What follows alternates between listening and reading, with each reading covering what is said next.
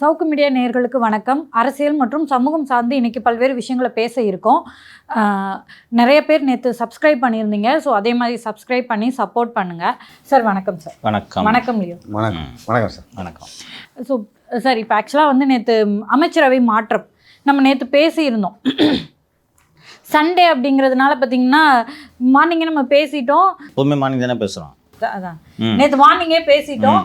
So அப்போ வந்து நீங்கள் சொன்னீங்க இன்னைக்கு வந்து பொன்முடியும் அதுக்கப்புறமா நிகழ்ச்சி ஒளிபரப்பாகிற சமயத்தில் 2 பேரும் இருக்க மாட்டாங்கன்னு நான் சொன்னீங்க. ஸோ எனக்கு அப்படியே ரொம்ப ஷாக்காக இருந்தது. ஏன்னா அதுக்கான எந்த இண்டிகேஷனுமே எங்கேயுமே இல்லை. ஸோ அப்படி இருக்கும்போது என்ன இவர் இப்படி சொல்கிறாரு, ஒருவேளை நாளைக்கு இது நடக்காமல் போயிட்டா அப்புறம் சோஷியல் மீடியாவில் எல்லாருமே ட்ரோல் பண்ணுவாங்க அப்படின்லாம் நான் பயந்தேன். ஸோ 10:30 மணிக்கு போடுவோம், அதுக்குள்ளேயே ஆக்சுவலாக நம்ம 8:30க்கெலாம் போட்டுட்டோம். ஆனால் அதுக்குள்ளே ரிசைன் பண்ணிட்டாங்க. ஸோ எனக்கு அது ரொம்ப ஷாக்காக இருந்தது. ஒன்று ரொம்ப பெருமையாக கூட இருந்ததுன்னு வைங்களேன். ஏன்னா உண்மையாகவே நியூஸை முந்தி தரோம், மக்களுக்கு என்ன நடக்குதுன்றதை வந்து சொல்கிறோம். அது look Malathi, this is not ஜோசியம், இது ஷியர் லாஜிக். இன்று மதியம் 2 மணிக்கு இது நடந்த சம்பவங்களை எல்லாம் வச்சு இது நடக்க போகுதுன்றதை நான் கண்டுபிடிச்சிட்டேன். எந்த பேசிஸில் நான் இதை அரைவ் பண்ணேன்றதை சொல்கிறேன். 2 ரீசன் மெயினாக. இன்று மதியம் 2 மணிக்கு திரு செந்தில் பாலாஜி அவர்கள் தொடர்பான அந்த வழக்கு கேட்டிருந்தாங்களே, கட்சியா மந்திரி பதவியா ஜெயிலா என்று சொல்லியிருந்தார்கள் அல்லவா, அது இன்று 2 மணிக்கு வருகிறது. ஒரு முடிவெடுக்க வேண்டும். ஓகேங்களா? அண்ட் உச்சநீதிமன்றத்தில் என்ன நடக்கும் என்பது தெரியும். மந்திரி பதவியா ஜெயிலா? ஏன்னா நேற்று நிகழ்ச்சியில் நான் விரிவாக சொல்லியிருந்தேன். நாங்கள் வருத்தப்படுறோம், ஜாமீன் அவசரப்பட்டு கொடுத்துட்டோம் அப்படின்ட்டு நாங்கள் வருத்தப்படுறோம். இதை பேஸ் பண்ணி பல பேருக்கு நாங்கள் ஜாமீன் கொடுத்துட்டோம். நீங்கள் 48 மணி நேரத்தில் மந்திரி ஆகி உங்களால் என்ன பண்ண முடியுன்றதை நீங்கள் காமிச்சிட்டிங்க, கொடுங்க நாங்கள் பார்த்துக்குறோம். ஸோ பதவி ஆயுதான்னு சொல்லுங்கன்னு சொல்லிட்டாங்க. இன்றைக்கி மதியம் 2 மணி.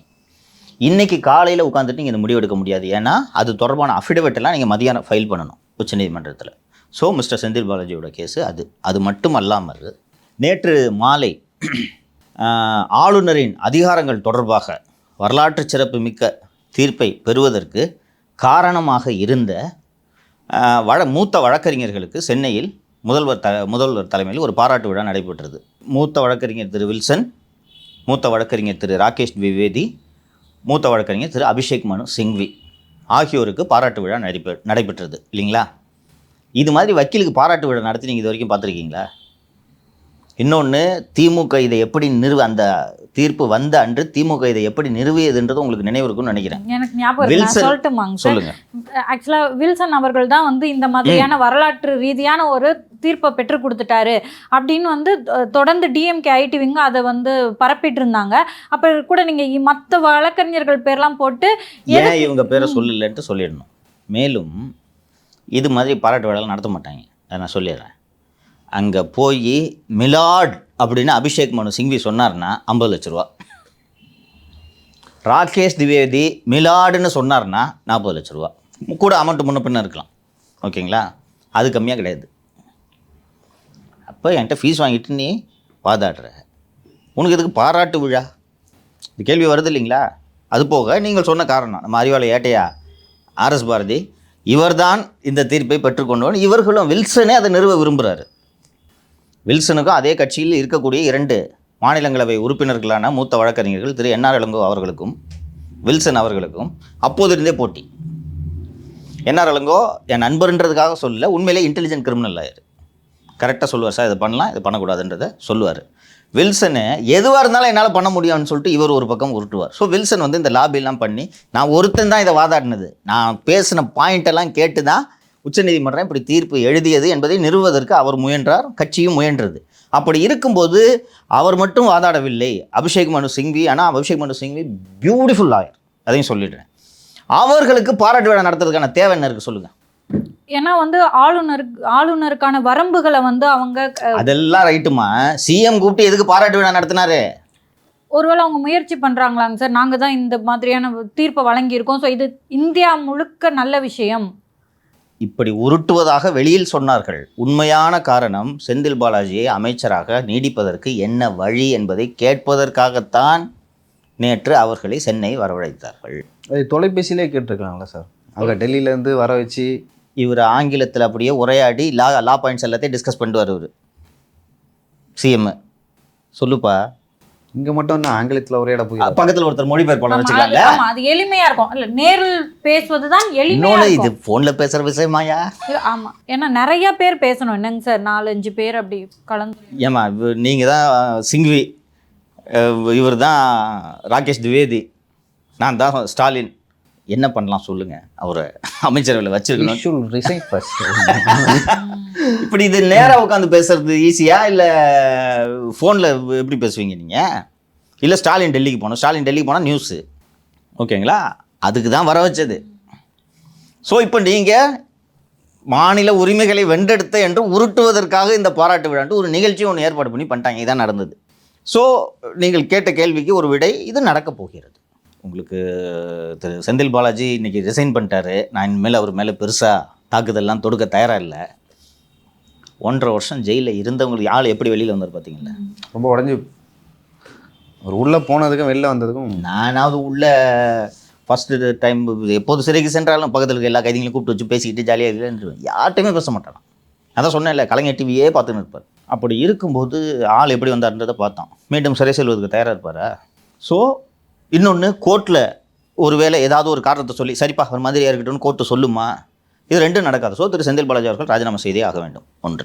2வது, திரு பொன்முடி அவர்களை ஏற்கனவே ஒரு முறை இலாக்கா மாற்றினார்கள். அது உங்களுக்கு நினைவு இருக்கும். உயர்கல்வித்துறையில் உயர்கல்வித்துறை, அவர் கல்லூரி பேராசிரியர், அவருக்கு அந்த துறை தான் சிறந்தது. ஏற்கனவேவும் அவர் உயர்கல்வித்துறை தான் பார்த்துருக்கிறார்.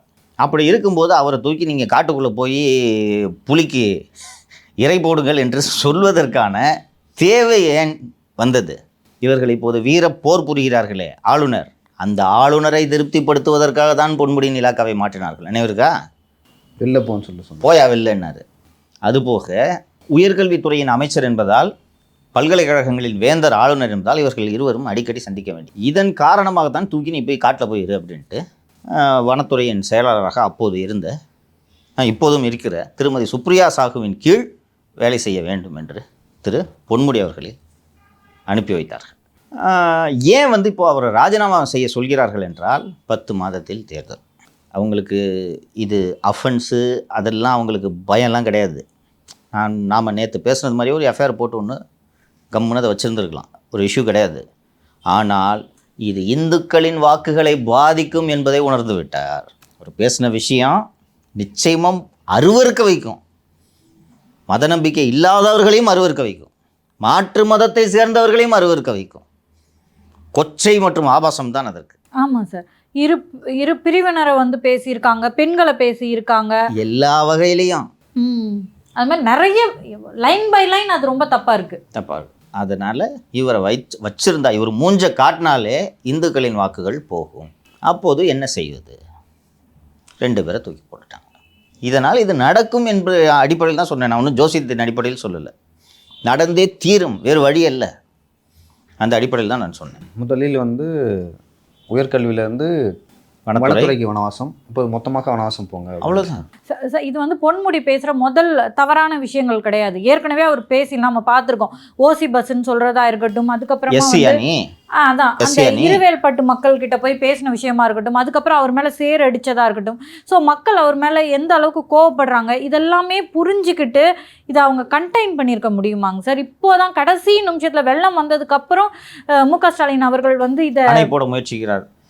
இல்லைம்மா, ரொம்ப நல்ல கேள்வி கேட்டிங்கம்மா நீங்கள். இல்லை, கடந்த காலத்தில் ஒரு 15 ஆண்டுகளுக்கு முன்னால் இந்த 2G என்ற விவகாரத்தை கருணாநிதி எப்படி கையாண்டார் என்பதோடு இதை ஒப்பிட வேண்டும். பொன்முடி பேசுனது கொச்சை, ஆபாசம், இதில் எனக்கு எந்த விதமான சந்தேகமும் இல்லை. ஒரு கட்சியின் தலைவராக இருக்கக்கூடிய திரு மு.க. ஸ்டாலின் அவர்கள் பொன்முடி அழைத்து, அனைவரும் கம்முன்னு இருந்தேன், பேசாமல் எதுக்கு போய் பிரச்சனை பேசுகிற, பொது இடத்துல எப்படி நடந்தவங்கன்னு தெரியாது, எவ்வளோ கெட்ட பேர் வருது, ஒரு வார்த்தை சொல்லியிருந்தால் வேலை முடிந்தது. பொன்முடி அவரை மீறிலாம் எதுவும் செஞ்சுருக்க மாட்டார். திரு ஸ்டாலின் அவர்கள் யாருடனுமே பேசுவதில்லை. சொல்லும்போது பல பேர் வியப்பாக பார்த்துருப்பாங்க, அது எப்படி கட்சிக்காரங்கிட்ட கூட பேசாமல் இருப்பாருன்னு. திரு ஸ்டாலின் அவர்கள் உலகத்தை பார்ப்பது துணை முதல்வர் தினேஷின் கண்கள் வழியாகவும், கேட்பது துணை முதல்வர் தினேஷின் காதுகள் வழியாகவும் தான். பிள்ளைகிட்டே பேசுறது இல்லைங்க. 15 நாளாக உதயநிதி கூட பேசுறது இல்லை, தெரியுங்களா? 2 பேரும் சந்திச்சு பேசிக்கிறது இல்லை, தெரியுமா? எந்த அந்த சேகர் பாபு இஷ்யூ, நிறைய இஷ்யூ. நான் நம்ம நிகழ்ச்சியிலே சொல்லியிருக்கேன், உதயநிதிக்கு ஏதாவது வேணும்னாலும் இந்த 60 குழு மூலமாகத்தான் அவர் சொல்ல முடியும். அப்பாட்ட கொஞ்சம் சொல்லு, ஏன்னா எந்த ப்ரொப்போசல் இவங்க வச்சாலும் இவர் செந்தில்வேலன் கூப்பிட்டு கேட்பாங்க, சார் சரியாக வராது சார். அப்புறம் அந்த டாஸ்மாக் விசாரணையில் குற்றவாளியாக போகும் திரு உதயச்சந்திரனை கூப்பிட்டு கேட்பார்கள், சார் சரியாக வருது, ஆட்சி கெட்ட பேர் வரும். இதன் காரணமாக கட்சியினரோடு தொடர்பே போயிடுச்சு. உங்களுக்கு தெரியாது, இவருக்கு லியோவுக்கு ஞாபகம் இருக்குன்னு நினைக்கிறேன். ஆராசா தான் 2Gயில் முக்கிய குற்றவாளி. அவரை தலித் என்பதால் சாதி இந்துக்கள் எல்லாம் சேர்ந்து அவரை ஒடுக்க பார்க்கிறார்கள் என்று தகத்தகாய கதிரவன் என்று கடிதம் எழுதினார். ஞாபகம் இருக்க உடன்பிறப்புக்கு? ஒரு தலித் மத்திய அமைச்சராக ஆகக்கூடாதா? அதனால தான் உங்களுக்கு பொறுக்கலையா? ₹1 ஏழைகளை செல்போனில் பேச வைத்தாரே. 18 ரூபாய் 19 ரூபாய் இன்கமிங் அவுட் கோயிங் கால்கள் இருந்த சமயத்தில் அதை எளிமைப்படுத்தி ஏழைகளும் பயன்படுத்தக்கூடிய வகையில் செல்போனை எளிமையாக்கியதற்காக இந்த தலித்து மீது குற்றம் சுமத்துகிறீர்களா உறுப்பினரா? ஃபஸ்ட்டு இது கருணாநிதியாக இருந்தாலும் இது செஞ்சுருப்பார். ஆனால் ஃபஸ்ட்டு என்ன பண்ணுவார்னா ஒரு கூட்டத்தை போடுவார். செயற்குழு கூட்டம், மாவட்ட செயலாளர்கள் கூட்டம், ஏதாவது ஒரு கூட்டத்தை போட்டு என்னையா பண்ணுறது, இப்போ ரிசைன் பண்ணோம், 10 பேர் 10 ஐடியா சொல்லுவாங்க. கேட்டவுடனே அவங்ககிட்ட நரேட்டிவ் சொல்லுவார், சரி ரிசைன் பண்ண வைக்கலாம், அதை நம்ம இப்படி உருட்டணுன்றதை சொல்லுவார். இது போக முரசொலியில் தொடர்ந்து கட்சியினரை வழிநடத்தும் வேலையை அவர் செய்து கொண்டே இருப்பார். உடன்பிறப்புக்கு ஒரு கடிதம் எழுதிடுவார். திரு பொன்முடி அவர்கள் அப்படி இந்த வார்த்தைகளை பயன்படுத்தி பேசியிருக்க கூடாது தான். ஆனால் சாதி கட்டமைப்பை நிறுவுவதற்காக இந்து மதத்தில் இதெல்லாம் இருக்குது. பிறப்பால் ஒருவர் உயர்ந்தவர் தாழ்ந்தவர் என்று இந்து மதத்தில் இதெல்லாம் இருக்கிறது. இதற்காகத்தான் பெரியார் குரல் கொடுத்தார். என் அன்பு தம்பி பொன்முடி அப்படி பேசியிருக்க கூடாது என்பதற்காக நான் ராஜினாமா செய்ய வைக்கிறேனே ஒழிய, ஆனால் இந்து மதத்தில் நாம் சுட்டிக்காட்டும் குறைகள் இன்னும் அப்படியே இருக்கின்றன. இன்று கூட கருவறைக்குள் ஒரு தாழ்த்தப்பட்டவன் செல்ல முடியுமா? இன்னைக்கு நீங்கள் 2 பேரும் திமுக காடுறா இருந்தால் அதை ஃபஸ்ட்டு ஆமாம் பொன்முடி பேசுனது இருக்கட்டும், நீ உள்ளே விடுவீங்களா? நீங்கள் எங்களை கருப்பாக இருக்கணும் உள்ளே விடுவியா? பேசுவாங்களா? இன்னைக்கு மயான அமைதி நிலவுதாப்பா? நிலவுது. அதில் டிஃபன் பண்ணலையே. நிலவுதா? உங்களுக்கு நினைவிருக்கா இல்லையான்னு தெரியல, கட்சி பதவியை ஆராசா அமைச்சர் பதவியை ராஜினாமா பண்ணிட்டார். அரசு ஆகிறதுக்கு முன்னாடியே அரசு அதான் ராஜினாமா பண்ணிட்டார். கட்சி பதவியையும் ராஜினாமா செய்ய வைத்தார் கலைஞர். உங்களுக்கு இதை எதிர்கொள்வது எளிது. ஏதாவது ஒன்று சொல்லி நீங்கள் உருட்டணும், கட்சியை நீங்கள் பலப்படுத்தணும். பொன்முடி அவர்கள் யார் என்றால் திரு மு.க. ஸ்டாலின் அவர்களின் பால்யகால தோழன். கரெக்டாப்பா? 30 ஆண்டு காலமாக திரு ஸ்டாலின் அவர்களின் தளபதி என்றால் திரு பொன்முடி அவர்கள். அவங்க அப்பாவுக்கு எதிராக ஸ்டாலின் அரசியல் செஞ்சு கொண்டிருந்த போது பொன்முடி அவர்களை வைத்துத்தான் அரசியல் செய்தார். தென்னார்காடு மாவட்டத்தில் செஞ்சி ராமச்சந்திரன் தான் கொலைச்சி கொண்டிருந்தார். அவர் மதிமுகவுக்கு போறார். அப்புறம் அப்படி இருக்கும்போது கலைஞருக்கும் செஞ்சி ராமச்சந்திரன் அவர்களுக்கும் ஒரு உரசல் வருது.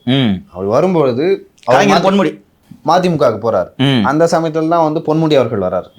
ஒரு காலகட்டத்தில் தென்னார்காடு மாவட்டம், அந்த விழுப்புரம், கடலூர் சுற்றுலா பகுதிகளில் திமுகனா அது பொன்முடி தான். பொன்முடி அவர்களை தாண்டி எதுவுமே பண்ண முடியாது. நீங்கள் இப்படிப்பட்ட ஒரு தளபதியை தூக்கி கருவேப்பிலை மாதிரி போடுறீங்கன்னா கட்சியில் இருக்க மற்றவன் உங்களை எப்படிங்க பார்ப்பான்? உங்களுக்கு அந்த ஆப்டிக்ஸ் நினைவு இருக்கும்னு நினைக்கிறேன். ஆராசா அந்த 2G ட்ரையல் நடந்துட்டு இருக்கு, சிறையிலேருந்து வெளியில் வர்றாரு, திருவிழா போல கொண்டாட வச்சார் கருணாநிதி. ஞாபகம் இருக்காப்பா? அண்ணா ஆராசா உருட்டினார். ஞாபகம் இருக்கா? சிறையிலே நெஞ்சுக்கு நீதிதான் என்னை உயிரோடு வைத்திருந்தது. ஒரு பனிக்கூடத்திலிருந்து வெளியே வரும் குழந்தை போல் நான் உணர்ந்தேன். அந்த பக்கத்தில் நிறுத்திக்கிட்டு இப்படி நீங்கள் உங்கள் கட்சியை வழி நடத்துங்க. ஆனால் ஆராசா அவர்கள் இடத்துல இன்னொருத்தர் இருந்தா வச்சிங்களேன், அவரோட அரசியல் முடிஞ்சிருக்கும். இன்னும் டிஃபெண்ட் பண்ணிட்டு அதை எம்பி இருக்காருன்னா பெரிய விடுதலை எல்லாம் பின்னாடி தானமா வந்துச்சு. அப்போ அந்த குற்றச்சாட்டுகள் இருந்துகிட்டே இருந்துச்சுல்ல.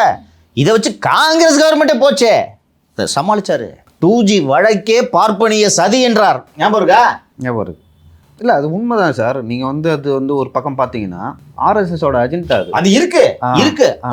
அதை எதிர்கொண்டாருல்ல. அதை கொண்டு தான் பாஜக 2014 ஆட்சிக்கு வந்தாங்க. நான் அதை மறுக்கல. ஆனால் அதை எதிர்கொண்டாரா இல்லையா? டிஃபெண்ட் பண்ணாரா இல்லையா? விட்டு கொடுத்தாரா ஆராசாவை? ஊருக்கே தெரியும் இல்லை எவ்வளோ திருடி இருக்காங்க இவங்கன்றது. ஒரு லீடராக நீங்கள் நிற்கணுமா? ஏழை நீ தொடுற, நீ நிற்கணுமா இல்லையா? இது இன்னைக்கு கதை சார். அதாவது அமைச்சராக திரு பொன்முடி அவர்களை விளக்குனதுக்கு அப்புறமான விஷயங்களை நீங்கள் சொல்லிட்டு இருக்கீங்க. ஃபஸ்ட்டு அவர் பேச ஆரம்பிக்கும் போதே வந்து இப்போ ஓசி பஸ் அப்படின்னும் போதெல்லாம் வந்து திரு மு க ஸ்டாலின் அவர்கள் பேசுகிறாரு. என்ன பேசினாருன்னா வந்து என்னால் தூங்க முடியல, உங்களுடைய ப்ரைவசின்னு ஒன்று இல்லை, எல்லா இடத்துலையும் கேமரா இருக்குன்னு நினச்சிக்கிட்டு நடந்துக்கோங்கன்னு. ஸோ அதுக்கு முக்கியமான காரணம் பொன்முடி அவர்கள் பேசிகிட்டு இருந்ததெல்லாம். ஆனால் இந்த நிலைமைக்கே வராமல் திரு ஸ்டாலின் அவர்கள் தடுத்து நிறுத்தியிருக்க முடியுமா? அவர் தலைமை பதவிக்கு துளியும் தகுதி இல்லாதவர் என்பதைத்தான் நான் தொடக்க முதல் சொல்லி கொண்டு வருகிறேன். அது எப்படி தடுத்து நிறுத்தியிருக்க முடியும்னு கேட்க. ஏமா ஒரு தலைவர் புலம்ப கூடாதுமா மேடையில? சாட்டை எடுத்து சுழட்டணுமா? பட் அவர் தளபதின்னு சொல்றீங்க, அவர் மேல எப்படி சாட்டையை சுழற்ற முடியும்? கூட்டுங்க பாரு, யாரா இருந்தாலும் பார்க்க மாட்டேன். இன்னொரு வாட்டி கம்ப்ளைண்ட் வந்துச்சுன்னா அமைச்சர் விட்டு தூக்கி போட்டுருவேன், ஜாகிரதை.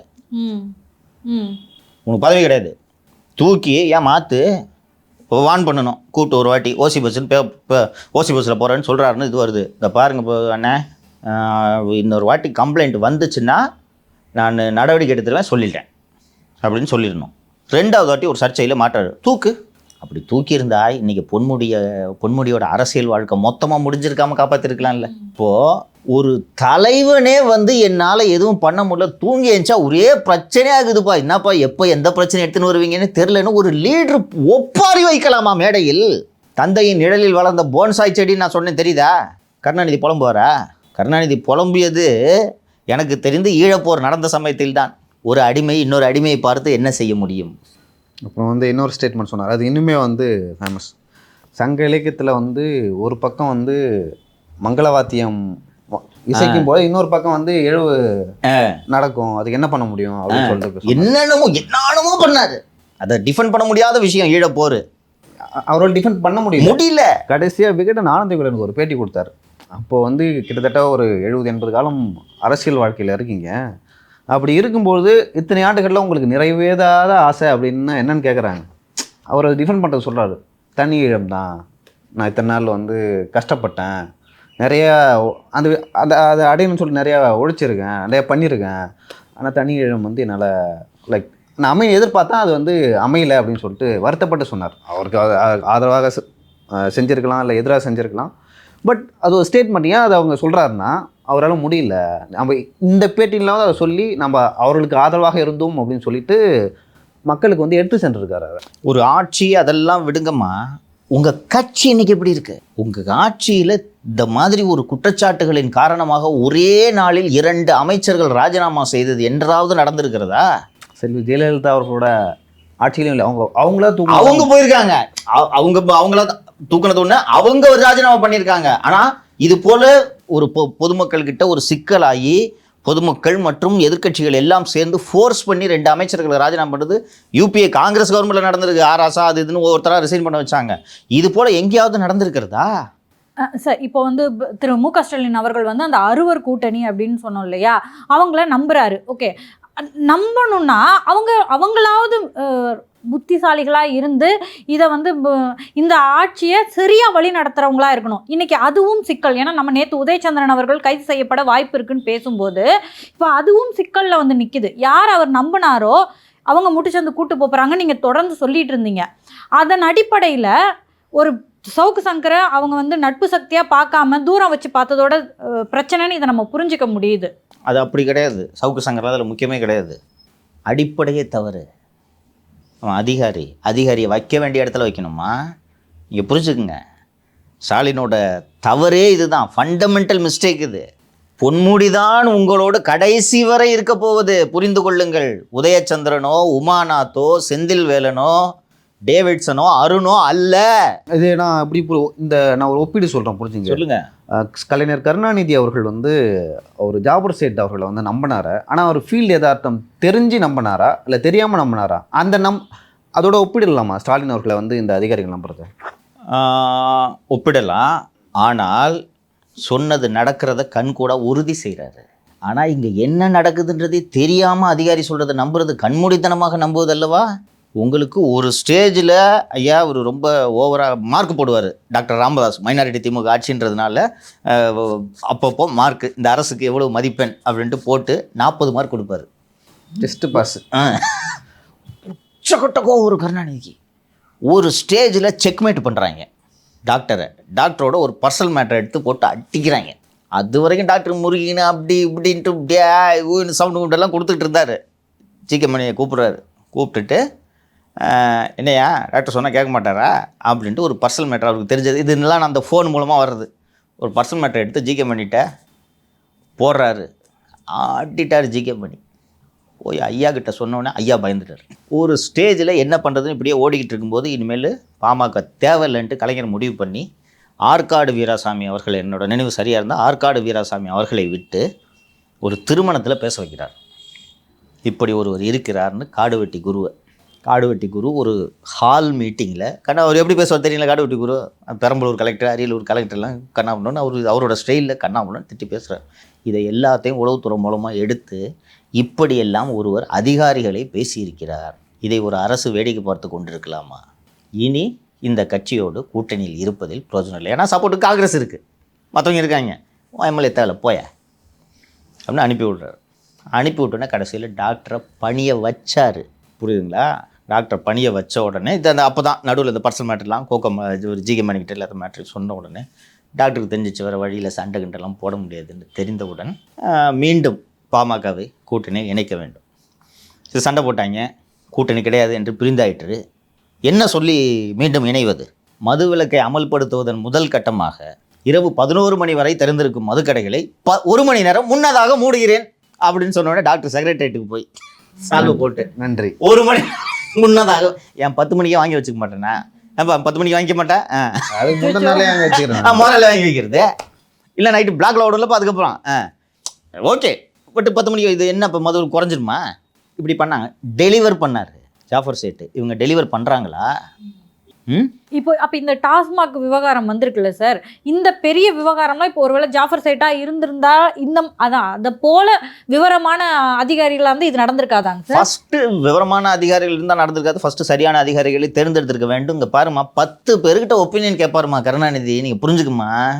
ஜாஃபர் சேட்டு சொல்லுவார். ஜாஃபர் சேட்டு சொல்கிறது கரெக்டானு 10 பேர்கிட்ட செக் பண்ணுவார். அதான் கருணாநிதி. அதில் ஒரு சரியான முடிவை எடுக்கணும். அந்த அது அவர் எடுப்பார். நான் உங்களுக்கு ஒரு உதாரணம் சொன்னேன் ஏற்கனவே, பார்க்காதவங்களுக்காக இந்த உதாரணத்தை திருப்பி சொல்கிறேன். உதயநிதி ஸ்போர்ட்ஸ் மினிஸ்டர் ஆகிடுறாரு. ஸ்பெஷல் ப்ரோக்ராம் இம்ப்ளிமெண்டேஷன் அவருக்கு கொடுத்துட்றாங்க. கொடுத்தவுடனே உதயநிதிக்கு ஃபஸ்ட்டு நாள் வந்து நம்ம ஸ்பெஷல் ப்ரோக்ராம் செல்ஃப் விமன் சுய உதவி மகளிர் சுய உதவி குழு சிறப்பு திட்டம் எல்லா துறையிலேருந்து வந்துடும். ரைட்டா?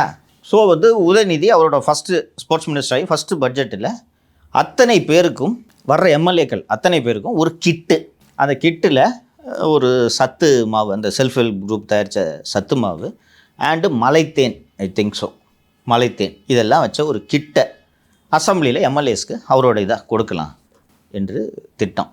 அதுக்கு மொதல் நாள் வந்து வேறு ஏதோ ஒரு பட்ஜெட் செஷன் நடந்துக்கிட்டு இருக்கும்போது மேட்டூர் எம்எல்ஏ அவர் நினச்சதெல்லாம் செஞ்சுட்டார்.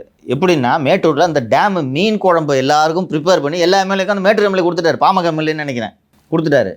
உதயநிதி இதெல்லாம் ஏற்பாடு பண்ணுறாரு. அது ரொம்ப இவங்க யங்ஸ்டர்ஸ் எல்லாம் சேர்ந்து நம்ம இதை பண்ணணும்னு சொல்லிட்டு ஆராய்ச்சி பண்ணி இது எல்லாத்தையும் பண்ணலாம் அப்படின்னு சொல்லிட்டு முடிவெடுத்துட்டாங்க.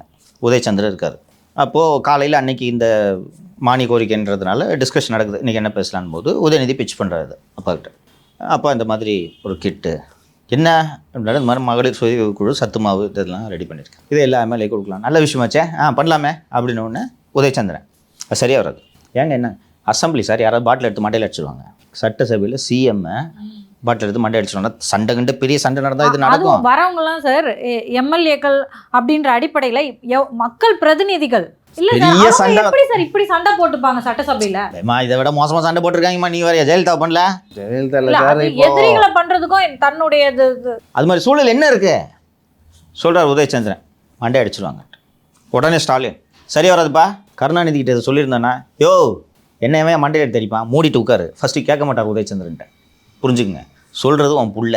ஃபஸ்ட்டு பட்ஜெட்டுக்கு ஒரு சந்தோஷமாக நல்லா பெர்ஃபார்ம் பண்ணணும்னு ஆசைப்பட்டு உன் பையன் ராத்திரி இரவு முழுக்க வேலை செஞ்சு ஒரு ஐடியாவோட வர்றாரு. அதை மீறி உதயச்சந்திரன் சொன்னான்னு சரி நீ மூடிட்டு உட்காரு, இப்படி தானே சொல்லணும். உதயகிட்ட உனக்கு ஒன்றும் தெரியாது உட்கார நீ, சார் சொல்லிட்டார். இங்கே அறிவாலயத்துக்கு என்றைக்கு போயிருக்கீங்க? எதுக்குமா தினந்தோறும் அறிவாலயத்துக்கு எதுக்குமா போனார் கருணாநிதி? அறிவாலயத்துக்கு போகலன்னா தலைவர் நீங்கள் தலைவர் இல்லைன்னு சொல்லுவாங்களா? கட்சியில் என்ன நடக்குதுன்றது தெரியும். என்னையா பொன்முடி பிரச்சனை இப்படி ஆயிடுச்சு, தலைவரை இப்படி பண்ணலாம், தலைவரை அப்படி பண்ணலாம், தலைவரை. ஏன்னா அவன் கட்சிக்காரன். நீங்கள் கேட்டீங்கல்ல, நீங்கள் கேட்ட கேள்விக்கான விடை இந்த அறுவர் குழு இருக்கே, அந்த அறுவர் குழுக்கு என்னம்மா இந்த ஆட்சி நல்லா இருக்கணும்ட்டு என்னம்மா ஆசை? நான் நல்லா இருக்கணும்னு தான் அதில் ஒவ்வொருத்தனுக்கு இருக்கும். என் கண்ட்ரோலில் இருக்கணும், என் கண்ட்ரோலில் இருக்கணும், நான் இந்த போஸ்டிங்கில் இருக்கணும், என்னை மீறி எவனும் சிஎம் கிட்ட நெருங்கக்கூடாது, சிஎம் கிட்ட எவனும் போய் உண்மையை சொல்லக்கூடாது. இதை தவிர அவங்க மண்டையில் ஏதாவது ஓடுமா? 26 ஏடிஎம்கே ஆட்சி வந்துடுது, செந்தில்வேலன் திராவிட மாடல் ஆட்சிக்கு பிறகு நான் வேறு எந்த ஆட்சியிலும் பணியில் இருக்க எனக்கு விருப்பம் இல்லை. அந்த மு.க. ஸ்டாலின் போட்டோ எடுத்துட்டு எடப்பாடியோட போட்டோ அடுத்த செகண்ட் மாறுமா மாறாதா?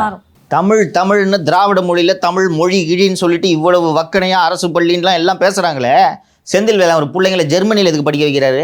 ஏன் இங்கே படிக்க வைக்கின்றானே அரசு பள்ளியில்? அவர்கள் தங்களை பற்றி மட்டும்தான் நினைப்பார்கள், ஆனால் பொன்முடி கட்சியை பற்றி நினைப்பார். கரெக்டாப்பா? முருகானந்தா எந்த இண்டஸ்ட்ரியலிஸ்ட் கட்டிங் வாங்குறதுன்றதை பற்றி மட்டும்தான் நினைப்பார். தினேஷோட மனசில் இருக்கக்கூடிய கவலை எல்லாம், ஐயோ செந்தில் பாலாஜி போயிட்டாருமே, நாமக்கல் நமக்கு யார் ப்ராப்பர்ட்டி வாங்கி கொடுப்பா, அவருக்கு அந்த கவலை.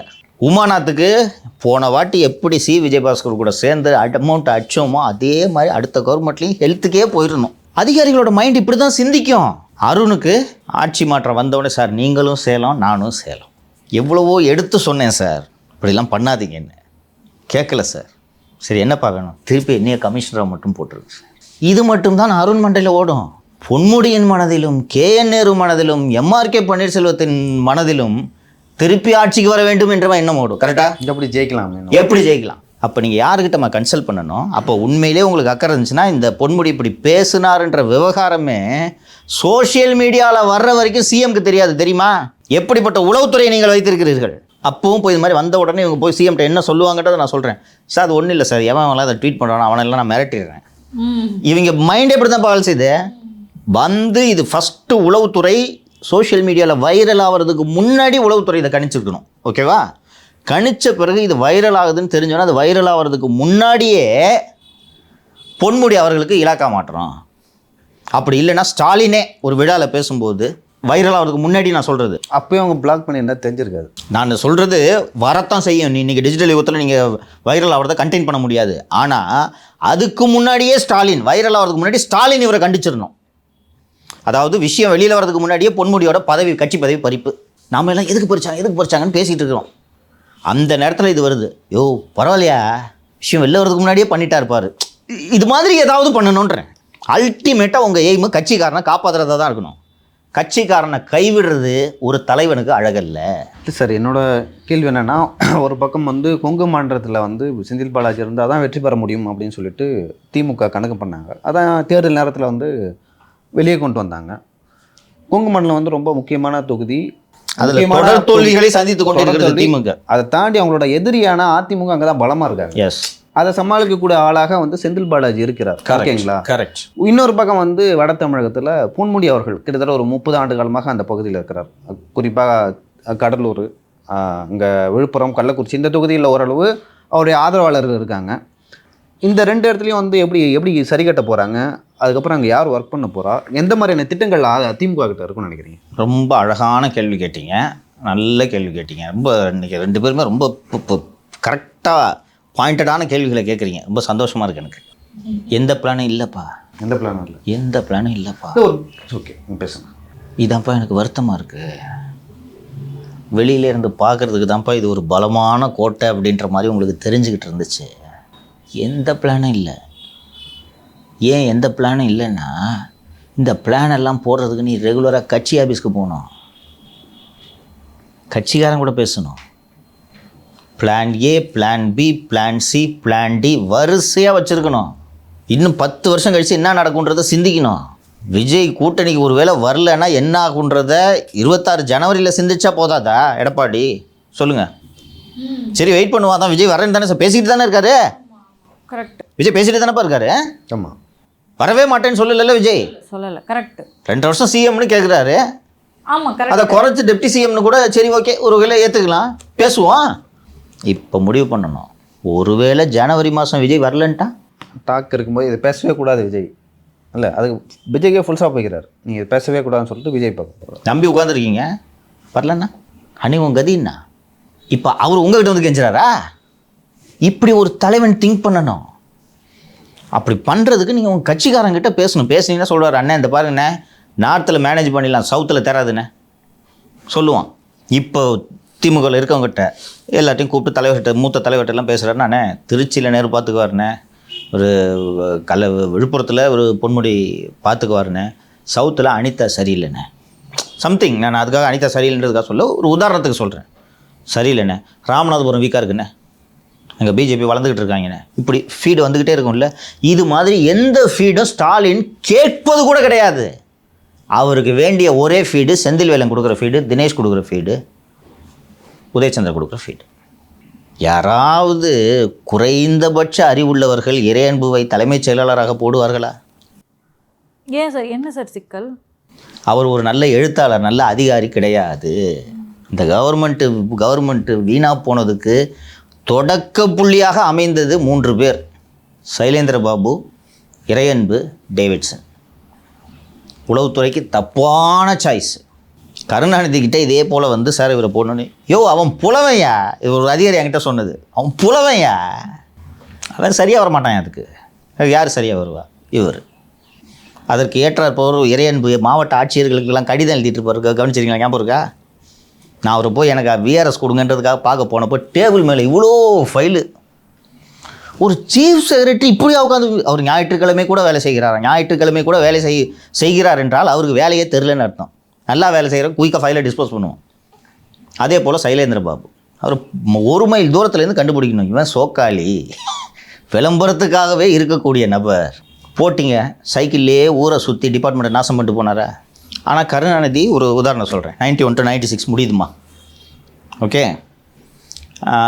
Alexander, former retired DGP, Jayalalithaa கிட்ட வேலை செஞ்சு உளவுத்துறைக்கு ரொம்ப நெருக்கமாகிட்டார். அதுக்கு பிறகு திமுக ஆட்சி 96க்கு வந்த உடனே கலைஞர் வந்துடுறாரு. ஜெயலலிதா கிட்ட அந்தாலும் எவ்வளோ, அவர் அந்த அதிகாரி எவ்வளோ நெருக்கமாக இருக்கிறார் என்பது ஊரறிந்த விஷயம். மாறன் சொல்கிறாரு, அலெக்சாண்டரை கூப்பிட்டு திருப்பி இன்டெலிஜென்ஸுக்கு போடுங்க. சொன்ன உடனே நார்மலாக யாராவது இருந்தாங்க, அவன் ஏடிஎம்கேல இருக்க ஜெயலலிதா நெருக்கமாக இருந்தாலும் வேண்டாம் அப்படின்னு சொல்லுவாங்க. அவரே கூப்பிட்டு, போன கவர்மெண்ட்டில் நீங்கள் என்ன வேலை பார்த்துட்டு இருந்தீங்க? உங்களோட கடிதத்தெல்லாம் மொழிபெயர்த்து கொடுக்கறது தான் என் வேலை. ஓ, அதெல்லாம் நீங்கள் மொழிபெயர்ப்பீங்களா? எதெல்லாம் மொழிபெயர்ப்பீங்க சொல்லுங்கள். அவர் வரிசையாக இதெல்லாம் ஏதாவது ஒரு இதை மொழிபெயர்க்கிறதுக்கு கஷ்டமாக இருந்துச்சு அவங்களுக்கு. நீங்கள் இந்த தேதியில் ஒரு கவிதை எழுதிருந்தீங்க. என்ன கவிதை அது? புள்ளின்னு சொல்லி ஒரு கவிதை எழுதிருந்தீங்க. இந்த புள்ளி, அந்த புள்ளி, கார்புள்ளி, அரைப்புள்ளி, செம்புள்ளி, கரும்புள்ளின்னு வரிசையாக வெறும் புள்ளின்னு ஒரு கடிதம் எழுதியிருக்கார். கவிதை. அதை டிரான்ஸ்லேட்டே பண்ண முடியலைங்க. ஏன் பண்ண முடியல? இல்லைங்க, அதை எப்படி மொழிபெயர்ப்பு பண்ணாலும் அந்த நீங்கள் எழுதின அந்த சுவை வந்து அதில் வரல. சரி, இதெல்லாம் எதுக்கு பண்ணுறீங்க? உளவுத்துறையில் எங்கள் வேலை. மாறன் சொல்கிறான், இந்த வேலைக்கு நீ தான் சரிப்பட்டு வருவேன்னு, வந்துடுறியா? வந்துடுறீங்க. உளவுத்துறைக்கு போடுறார். அவர் எடுத்த முடிவு எவ்வளவு சரியான முடிவு என்பது 98 என்று நினைக்கிறேன். ராஜ்குமார் கடத்தப்பட்டார் அல்லவா? 2 மாநிலங்களுக்கிடையே மூளை இருந்த மிகப்பெரிய மோதலை அன்றைக்கு கருணாநிதியோடு உடனிருந்த உளவுத்துறை அதிகாரிகள் தான் அன்று சரி செய்தார்கள். அலெக்சாண்டர், ராமானுஜம், ஈஸ்வரமூர்த்தியை இருந்தார்னு நினைக்கிறேன், டிஎஸ்பியாவோ அடிஷ்னல் எஸ்பியாவோ இருந்திருப்பார். இது போல் நல்ல அதிகாரிகளையாவது நீங்கள் தேர்ந்தெடுக்கணும். ஜெயலலிதாட்ட நெருக்கமாக இருந்த ஒரு அதிகாரியை எதுக்கு இங்கே கூட்டிகிட்டு வராங்க? ஜெயலலிதா திருப்பி ஆட்சிக்கு வராங்கல்ல, 2001 வர்றாங்கல்ல, போஸ்டிங் ராமானுஜத்தை தூக்கி அலெக்சாண்டரை தூக்கி மண்டபத்தில் போடுறாங்க. போட்டு வேறு யாரோ சில உளவுத்துறை அதிகாரிகள்லாம் இருக்காங்க. அப்புறம் ஜெயலலிதாவே கூப்பிட்டு அதே அலெக்சாண்டரை உளவுத்துறைக்கு போடுறாங்க. புரியுதுங்களா? குறைந்தபட்சம் யாரை தேர்ந்தெடுக்க வேண்டும் என்ற புரிதலாவது உங்களுக்கு இருக்கணும்ல. எப்போ இந்த அதிகாரி நமது நலனையோ கட்சி நலனையோ பார்க்கவில்லை, அதாவது நீங்கள் இப்போ ஒரு லியோவோ வேலைக்கு எடுக்கிறேன், தொடர்ந்து தப்பு நடந்துக்கிட்டே இருக்குன்னா தப்பு லியோ விட்டதை கண்டுபிடிச்சி லியோவனா மாற்றணும் இல்லையா? எந்த தப்பு நடந்தாலும் லியோ வந்து ஒரு காரணம், சார் மாலதி தான் சார் இதை பண்ணாங்கன்னு லியோ என்ன காரணம் சொன்னாலும் நான் கேட்டுக்கிட்டு லியோவையே கூட வச்சுக்கிட்டு இருக்கிறேன்னா என்கிட்ட தப்பா லியோ கிட்ட தப்பா? ஸோ இப்படி நீங்கள் சுற்றி அதிகாரிகளை தவிர யாருக்கிட்டையுமே பேசுறதில்ல. மூத்த அமைச்சர்களோடு இவர் கலந்து பேசி பல ஆண்டுகள் ஆகின்றன. கோவிட் சமயத்தில் வீடியோ கான்ஃபரன்ஸில் மாவட்ட செயலாளர் கூட்டம் நடத்துனீங்க. இவர் எப்போவுமே மாவட்ட செயலாளர் கூட்டத்தை வீடியோ கான்ஃபரன்ஸ் நடத்துகிற பார்க்குறீங்களா இல்லையா? அப்போ வீடியோ கான்ஃபரன்ஸில் எல்லா மாவட்ட செயலாளரும் இருக்கான், பக்கத்து மாவட்ட செயலாளரை பற்றி கம்ப்ளைண்ட் பண்ணும்போது எப்படியா வீடியோ கான்ஃபரன்ஸில் சொல்லுவான்? இவர் இப்படின்னா இவரோட பையன் அதுக்கு மேலே பிஏ விட்டு நடத்துறாரு. செந்தில் தானே, செந்தில விட்டு நடத்துறாரு. அப்போ உங்க கட்சி எந்த நிலைமையில இருக்குன்றது உங்களுக்கு தெரியுதா? கட்சியோட உங்களுக்கு இன்ட்ராக்ஷனே இல்லை. இந்த அதிகாரிகள் சொல்றது மட்டும்தான் வேத வாக்கு. நேரு வந்து ஒரு சொல்றாரு, அண்ணன் இப்படி பண்ணலான்னுட்டு.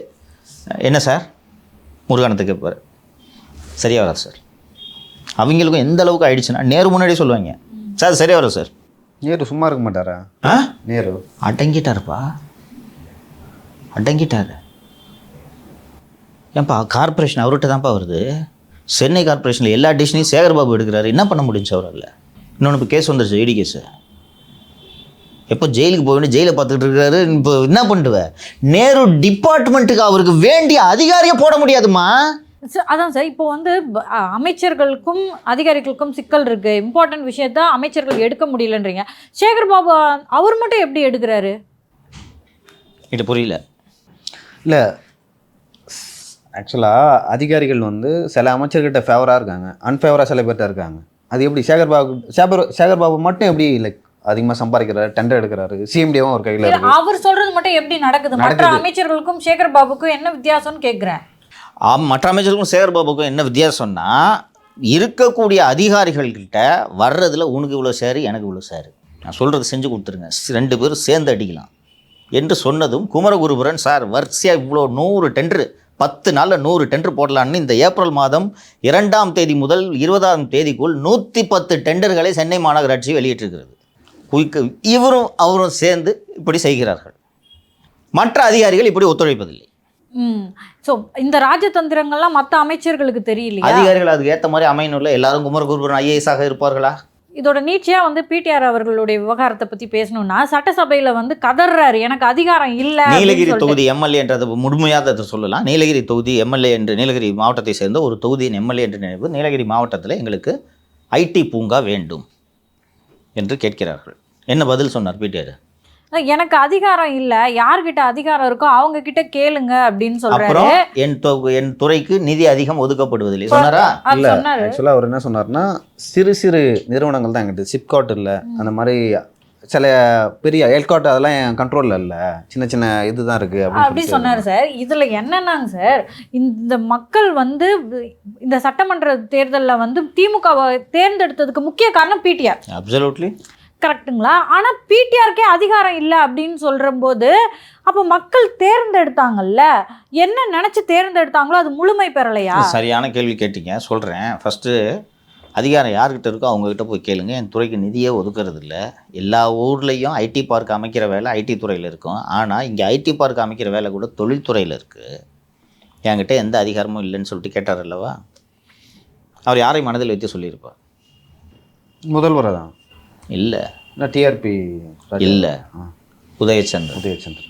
எந்த அளவுக்கு இது மோசம் என்றால், முதல்வரின் செயலாளர் இதில் வந்து யூசி தான் எல்லா முடிவும் எடுக்கிறாருன்னு சொன்ன உடனே என்ன மாற்றிருங்க உதயச்சந்திரன். சீரியஸ்லி மாற்றினா போடாங்கன்னு. ஆனால் சிஎம் சார் நீங்கள் போயிட்டா போதிங்க சார். உண்மையிலேயே சிஎம் வந்து இந்த அதிகாரிகளால் தான் நமது அரசு நன்றாக நடக்கிறது என்று நம்பிக்கொண்டிருக்கிறார். நான் சந்திச்சேன், ஒரே ஒரு முறை சந்திச்சேன், ஜூலை 2023. சார் சிஎம் நல்லா பண்ணுறீங்க, இந்த ஆஃபீஸர்ஸு எந்த ஆஃபீஸர்னு கூட கேட்கல. அதெல்லாம் ஆஃபீஸர்ஸ்லாம் நல்லா வேலை செய்கிறாங்க. எல்லா கவர்மெண்ட்லேயும் ஒரு 4 ஆஃபீஸர் தான் நல்லா வேலை செய்வாங்க. நம்ம கவர்மெண்ட்லேயும் ஒரு 4 ஆஃபீஸர் நல்லா வேலை செய்கிறாங்கன்னு நான் அதோடு நிறுத்திக்கிட்டேன். குறைஞ்சபட்சம் என்ன ஆஃபீஸர்கள் என்ன தப்புன்னு கேட்டிருந்தேன்னா எடுத்து சொல்லுவேன். ரெடியாக போயிருந்தேன். அப்போ யார் போய் உதயச்சந்திரன் தப்புன்றான்னு யார் சொல்ல முடியும்? பிடிஆர் சொல்ல முடியுமா? நேரு சொல்ல முடியுமா? துரைமுருகன் சொல்ல முடியுமா? துரைமுருகன் வந்து அண்ணே என் பிடபிள்யூக்கு வாட்டர் ரிசோர்ஸஸ்க்கு இவர் வேணும்னேன்னு சொன்ன உடனே கருணாநிதி போட்டு கொடுத்துருவார், ஜெயலலிதா போட்டு கொடுத்துருவாங்க. இவர் இந்த மாதிரி லியோ ஐஏஎஸ்ன்ற ஒருத்தர் போடலான்ட்டு சொல்கிறாங்க. Sir Leo worst sir. யார் இவர்? ஏற்கனவே உதயச்சந்திரக்காக ஒன்று சொன்னேன்ல, ஸோ சிஎம் செக்ரட்டரி போஸ்ட்டில் இருந்து போகிறதுன்னு ஒரு முடிவு எடுத்துட்டார். அப்படி போவதென்றால் நிதியமைச்சராக பிடிஆர் இருக்கக்கூடாது. உங்களுக்கு உதயச்சந்திரன் சொல்கிறாரு, உங்களுக்கு ஞாபகம் இருக்கும், ஆடியோ ரிலீஸ் ஆகுது. ஆடியோ ரிலீஸ் ஆன உடனே அப்போ கட்சி தலைவர் போல் முதல்வர் நடந்து கொண்டார். பிடிஆரை விட்டு யோ ஒரு விளக்கம் கொடுனாரு. பிடிஆர் வீடியோ வெளியிட்டாரப்பா, ஒரு வீடியோ ஏதோ ஒரு கான்ட்ராக்ட்ஸில் பேசிட்டு என்னதுக்கு ஒரு விளக்கம் கொடுத்து ஒரு வீடியோ வெளியிட்டார்ல அந்த ஆடியோவில் பேசுனதுக்கு. அதோடு அந்த பிரச்சனையை மூடலாம் என்று முடிவெடுத்து விட்டார்கள். அதுக்கு தான் பிடிஆர் வீடியோ போட சொன்னதே. இலாக்கா மாத்திரதான் அவர் எதுக்கு வீடியோ போடனா? முடிவெடுத்து விட்டார்கள். முடிவெடுத்த பிறகு உதயச்சந்திரன் சொல்கிறார், நான் ஃபினான்ஸுக்கு போகிறேன், பட் பிடிஆர் ஃபினான்ஸில் இருந்தால் நான் போக மாட்டேன். அதனால் பிடிஆரை தூக்கி என்ன காரணம் என்றால் கேபினெட் மீட்டிங் நடக்கும்போது சார் இப்படி நடந்துச்சுன்னா கட்சிக்கு கெட்ட பேர் வந்துடும் சார்னு ஒரு முறை உதயச்சந்திரன் சொல்லும்போது பிடிஆர் கேபினெட் மீட்டிங்லே சார் இதெல்லாம் நீங்கள் பேசாதீங்க, இத்தனை தேர்தலை பார்த்துட்டு வந்திருக்கோம், எங்களுக்கு தெரியும் எது ஓட்டு வாங்கி தரும் ஓட்டு வராதுன்னு, ஃபண்ட் இருக்கா இல்லை இதோடு நிறுத்திக்கங்க எல்லோரும் முன்னாடி சொல்கிறார். இதை உதயச்சந்திரன் மறக்கலை. Ego, personally. ஓ சிஎம் முன்னாடி என்ன இப்படி இது பண்ணுறியா, அங்கே சிஎம் முன்னாடி இவர் பிடிஆரையோ நீனே சொல்கிறது அப்படின்லாம் சொல்ல முடியாது. ஓகேவா? ஒரே ஆள் தான் சார், இத்தனை தேர்தலை சந்திச்சுட்டு வந்திருக்கோம் சார், எங்களுக்கு தெரியாதா ஜனங்க எதுக்கு ஓட்டு போடணும்னு போடாதீங்கன்னு, உட்காருங்க சார் அண்ணன்ட்ட பேசிகிட்டு இருக்கேன் அப்படின்னு சொல்கிறார். உடனே அவர் நிதியமைச்சர் தானே வர மாட்டேன். So Esther Duflo, Jean Dreze, நோபு, அரவிந்த் சுப்பிரமணியம், ரகுராம் ராஜன், உலகத்தின் புகழ்பெற்ற பொருளாதார நிபுணர்களை எல்லாம் தமிழகத்திற்காக உழைக்க அழைத்து வந்த மனிதர் தானே தியாகராஜன். குறைஞ்சபட்சம் சார் மக்களுக்கு நல்லது பண்ணணும்னு நினைச்சாரு சார். ஃபினான்ஸை நல்லா மேனேஜ் பண்ணாருமா, நிதி பற்றாக்குறையை குறைப்பேன் என்று வாக்குறுதி அளித்தார். 2000 கோடி நான் இப்போ எடுத்துருக்கிறேன் இங்கே டார்மெண்ட்டாக இருந்த ஃபண்ட்ஸை, இது சிறு துளி, எல்லாத்தையும் எடுக்க போகிறேன், ரெவென்யூ டெபிசிட்டை குறைக்க போகிறேன் சொன்னாரா? உங்களுக்கு அந்த கட்சிக்காரன் பரம்பரையாக திமுக இருக்க அந்த கட்சிக்காரன் உங்களுக்கு முக்கியம் இல்லை, இந்த ஐஏஎஸ் அதிகாரி முக்கியமா? இதுதான் ஸ்டாலின். இதனால தான் ஒரு போன்சாய் செடி சொல்லிவிட்டு தூக்கி மாற்றி விட்டார். மாற்றி விட்டுட்டு அந்த உதயச்சந்திரனுக்கு அந்த இன்சிடென்ட் ஈகோ இன்னும் மறக்கலை. ஐடி டிபார்ட்மெண்ட்டுக்கு மட்டும் ஃபண்டு ஒதுக்குறது இல்லை, பட்ஜெட் இவங்க தானே ஃபினான்ஸ் டிபார்ட்மெண்ட் போடுது. இப்போ சொல்லுங்கள், ஒரு 3 மாதங்களுக்கு முன்பு வரை சார் இதுலேயே சார் திரு பிடிஆர் அவர்கள் வந்து ஒரு இன்டர்வியூ கொடுத்துருந்தார். அதில் வந்து டாஸ்மாக் தொடர்பாக என்ன சொல்கிறாருன்னா, டாஸ்மாகில் விற்றுக்கிட்டே இருக்குது, ஆனால் வந்து அதில் நஷ்டம் ஏற்படுது, நம்ம இதை ஆடிட் பண்ணணும். சரியாக கேட்டிங்க. அப்படின்ற ஒரு விஷயத்த சொல்லியிருந்தாரு. டாஸ்மாகில் விற்பனையாகும் தொகையில் அந்த வருவாயெல்லாம் முழுக்க அரசுக்கு வருதான்னு தெரியல, நிறைய லீக்கேஜ் இருக்குன்னு சொன்னார். அதை ஆடிட் பண்ணணும்னு சொல்கிறேன். அன்னைக்கு நீங்கள் சரி பண்ணியிருந்தா இன்னைக்கு ஜெயிலுக்கு உதயச்சந்திரன் ஜெயிலுக்கு போகிற லெவலில் நிலைமை வந்திருக்குமாப்பா? உங்கள் மந்திரி தானே செக் பண்ணிட்டு தானே சொல்கிறாரு, அண்ணே 100 பாட்டில் விற்கிது, 50 பாட்டிலுக்கு தான் காசு வருது. ஸ்டாலின் அவர்களுக்கு அப்போ தெரியாமல் தான் நடந்ததா? அது அவருக்கு என்ன தெரியும்ன்ட்டு நீ சொல்லின்னு இருக்கிற? அதை சொல்கிறாரு, ஒரு மந்திரி தானே பேசுகிறாரு. என்னங்க சொல்கிறீங்க நீங்கள்? நம்ம வேறு யாருமே இங்கே வந்து மது விற்க முடியாது, 100 விற்கிது, லீக்கேஜ்ன்றீங்க. அண்ணே இங்கே கரெக்டாக சொல்லுவார், அண்ணே இங்கே லீக்கேஜ், இங்கே பாருங்கள், இங்கே இவ்வளோ வந்துருக்கு, இங்கே இவ்வளோ வந்துருக்கு, இங்கே எங்கேயோ சந்தேகமாக இருக்குது, ஆடிட் போடு சொல்லியிருக்கணும்ல. இன்றைக்கி இதுக்கு மாட்டுவீங்களா? ஏன்னா இது வந்து ஒரு தனியார் செய்கிற ஊழல் கிடையாது, அரசு நிறுவனத்தில் நடக்கிற ஊழல், ஒரு நிறுவனமே செய்கிற ஊழல். அதை சொல்லும்போது நீங்கள் அலர்ட் ஆயிருந்தீங்கன்னா இன்றைக்கி மாட்டுவீங்களாப்பா? இன்றைக்கி ஹைகோர்ட்டு, சுப்ரீம் கோர்ட்டுன்னு டாஸ்மாக்கு காப்பாற்றுறதுக்கு நீங்கள் கேஸ் போட வேண்டிய தேவை இருந்திருக்காது இல்லை? ஆமாம், அதுவும் ஒவ்வொரு நாளும் அதோட முன்னேற்றம் பின்னடைவுகள் அதை பார்த்துட்டே பரம்பரையாக திமுகவையே விசுவாசமாக நினச்சிக்கிட்டு இருக்கிற அந்த கட்சிக்காரன் உங்களுக்கு முக்கியம் இல்லை. ஜஸ்டிஸ் பார்ட்டி காலத்திலேருந்து இன்னைக்கு வரைக்கும் திமுகவில் இருக்க இந்த கட்சிக்காரன் உனக்கு முக்கியம் இல்லை. அமெரிக்காவிலும் லண்டனிலும் லட்சக்கணக்கில் அள்ளித்தந்த அந்த வேலையை உதறிவிட்டு திராவிட முன்னேற்ற கழகத்திற்காக நான் வருகிறேன் என்று வந்த அந்த கட்சிக்காரன் உனக்கு முக்கியம் இல்லை, உதயச்சந்திரன் உனக்கு முக்கியமா? இன்னைக்கு இப்போ எப்படி இருந்தாலும் சீக்கிரம் கூப்பிட போகிறாங்கப்பா இடி. சார் திராவிட மாடல் அரசை நான் காட்டி கொடுக்க மாட்டேன் சார். உதயச்சந்திரன் அவர்கள்லாம் எப்படிப்பட்டவர்னா, இப்போ நம்ம நேற்று நியூஸ் போட்டுட்டோம் இல்லையா, போட்டதுக்கப்புறம் ஒருத்தவங்க பேசும்போது சொல்கிறாங்க, ஆக்சுவலி உதயச்சந்திரன் எப்படின்னா ஓங்கி அறைய கூட வேணாம், ஓங்கினாலே எல்லாத்தையும் உளறிடுவார், எல்லாத்தையும் சொல்லி கொடுத்துருவாரு. ஸோ கண்டிப்பாக இது வந்து ஃபேமிலியை தான், அதாவது யார் ஊழல் பண்ணாங்களோ அவங்கள தான் டார்கெட் பண்ண போகிறாங்க, அவங்க தான் மாட்ட போகிறாங்கன்னு. ஏம்மா இது உதயச்சந்திரன் மட்டும் இல்லைம்மா, எல்லா அதிகாரியும் இப்படி தாம்மா. இதைத்தானம்மா முதல்ல இந்த சொல்லிட்டு இருக்கேன் நான். என்ன ஜெயிலுக்கு போவாங்களா உங்களுக்காக? சார் நான் சிஎம்ஐ கன்சல்ட் பண்ணல, நான் எடுத்த முடிவு இது, நான் பொறுப்பேற்றுக்கிறேன் சொல்லுவாரா? எந்த அதிகாரிமா சொல்லுவார்? என்ன பேசுகிறீங்க நீங்கள்? 2016 தேர்தல் ரிசல்ட் கதையை உங்களுக்கு ஏற்கனவே சொன்ன ஞாபகம் இருக்கா? 12 மணி வரைக்கும் டிஎம்கே லீடிங்கு. அந்த பக்கம் ரோட்டுக்கு, ராதாகிருஷ்ணன் ரோடுக்கு அந்த பக்கம் இருக்கிற போலீஸ் பேரிகேட் எல்லாம் ஒரு வண்டியில் ஏற்றி கொண்டு போய் கோபாலபுரத்தில் அடுக்கிறாங்க. 1 மணிக்கு மேலே ஏடிஎம்கே லேடிங் தெரிஞ்சோம் எல்லா பேரிகேடையும் வண்டியில் ஏற்றிட்டு ராதாகிருஷ்ணன் ரோட கிராஸ் பண்ணி போலீஸ் கார்டில் போய் திருப்பி போடுறாங்க. இதான் பியூரோக்ரஸி. ரிசல்ட் அன்னைக்கு சாயங்காலமே பொக்கேவோட போய் கிரீன்வேஸ் ரோடில் எடப்பாடி வீட்டு வாசலில் நீண்ட வரிசையாக இருக்கும். அத்தனை பேரும் அதிகாரியாக இருப்பான். அதில் முக்கால்வாசி பேர் திமுக ஜால்ராவாக இருப்பான். இன்றைக்கி திமுக ஜால்ராவாக இருக்கார்கள் அதிகாரிகள், அவர்கள் தான் இருப்பார்கள். ஒரு 3-4 மாதம் முன்னாடி வரைக்கும் நாமளே பேசியிருக்கோம், இது ஒரு வெல்ல முடியாத கூட்டணியாக உங்களுக்கு தோற்றம் அளித்ததா? கண்டிப்பாக சார், கண்டிப்பாக சார். அதுவும் நீங்கள் சார், இது வந்து அதிகாரிகள் ஸ்டாலின் அவர்களை முட்டுச்சந்து கூட்டு போகிறாங்கன்றத ரொம்ப ஏர்லியராகவே சொல்ல ஆரம்பிச்சிட்டிங்க. ஸோ அப்போ வந்து என்ன ஆகுதுன்னா, இவருக்கு திமுக மேலே வன்மம், அதனால தான் இவர் இப்படி தொடர்ந்து பேசிகிட்டு இருக்காரு அப்படின்ற மாதிரியான பேச்சுக்கள் இருந்துச்சு. அதை பார்க்கும்போது அப்படி தானே சார் இயல்பாகவும் தெரியும். இல்லை சார், ஆக்சுவலாக அவங்க வந்து தனிப்பட்ட ஒரு கட்சியாக இருந்து நீங்கள் தேர்தலுக்கு பிறகு வெளில வந்து நீங்கள் விமர்சனம் செஞ்சு அவர்களுக்கு ஏதாவது போராட்டம் நடத்தி மீண்டும் அவர்கள் கூட கூட்டணி வச்சா தெரிஞ்சுக்காது. மீண்டும் இவங்க மிகப்பெரிய கூட்டணி அதே கூட்டணின்னு சொல்லிட்டு இவங்க வந்து திமுகவோட மெர்ஜ் ஆகிட்டாங்க. ஓகேங்களா, மெர்ஜ் ஆகிட்டாங்க. திருமாவளவன் தானே, அவர் சண்முகம் தானே, முத்தரசன் தானே, ஒரு காங்கிரஸ் கட்சியில் இருக்கிற தலைவர்கள் தானே அப்படின்னு மெர்ஜ் ஆகிட்டாங்க. அவங்களையும் கூட்டணி கட்சிகளையும் பிரித்து பார்க்க முடியல. என்ன சொன்னாலும் திமுகவுக்கு ஆமாம் தான் சொல்ல போகிறாங்க, திமுக என்ன செய்தாலும் சிறப்பான ஆட்சின்னு தான் சொல்ல போகிறாங்க. அப்படி இருக்கும்போது அவ்வளோ பெரிய கூட்டணி இருக்குது அப்படின்னு சொல்லிட்டு நம்மளால் பார்க்க முடியலன்றேன். கட்சி இந்த கவர்மெண்ட்டே சொல்கிறேன், உள்ளே இருந்து புற்றுநோய் முழுக்க பரவி இருக்கிறது. திமுக உள்ளேயும் பரவி இருக்கிறது, இந்த ஆட்சி முழுக்க பரவி இருக்கிறது. வெளித்தோற்ற முகப்பூச்சினால் அந்த வெளித்தோற்றத்தில் ஒன்றும் தெரியாமல் இருந்தது.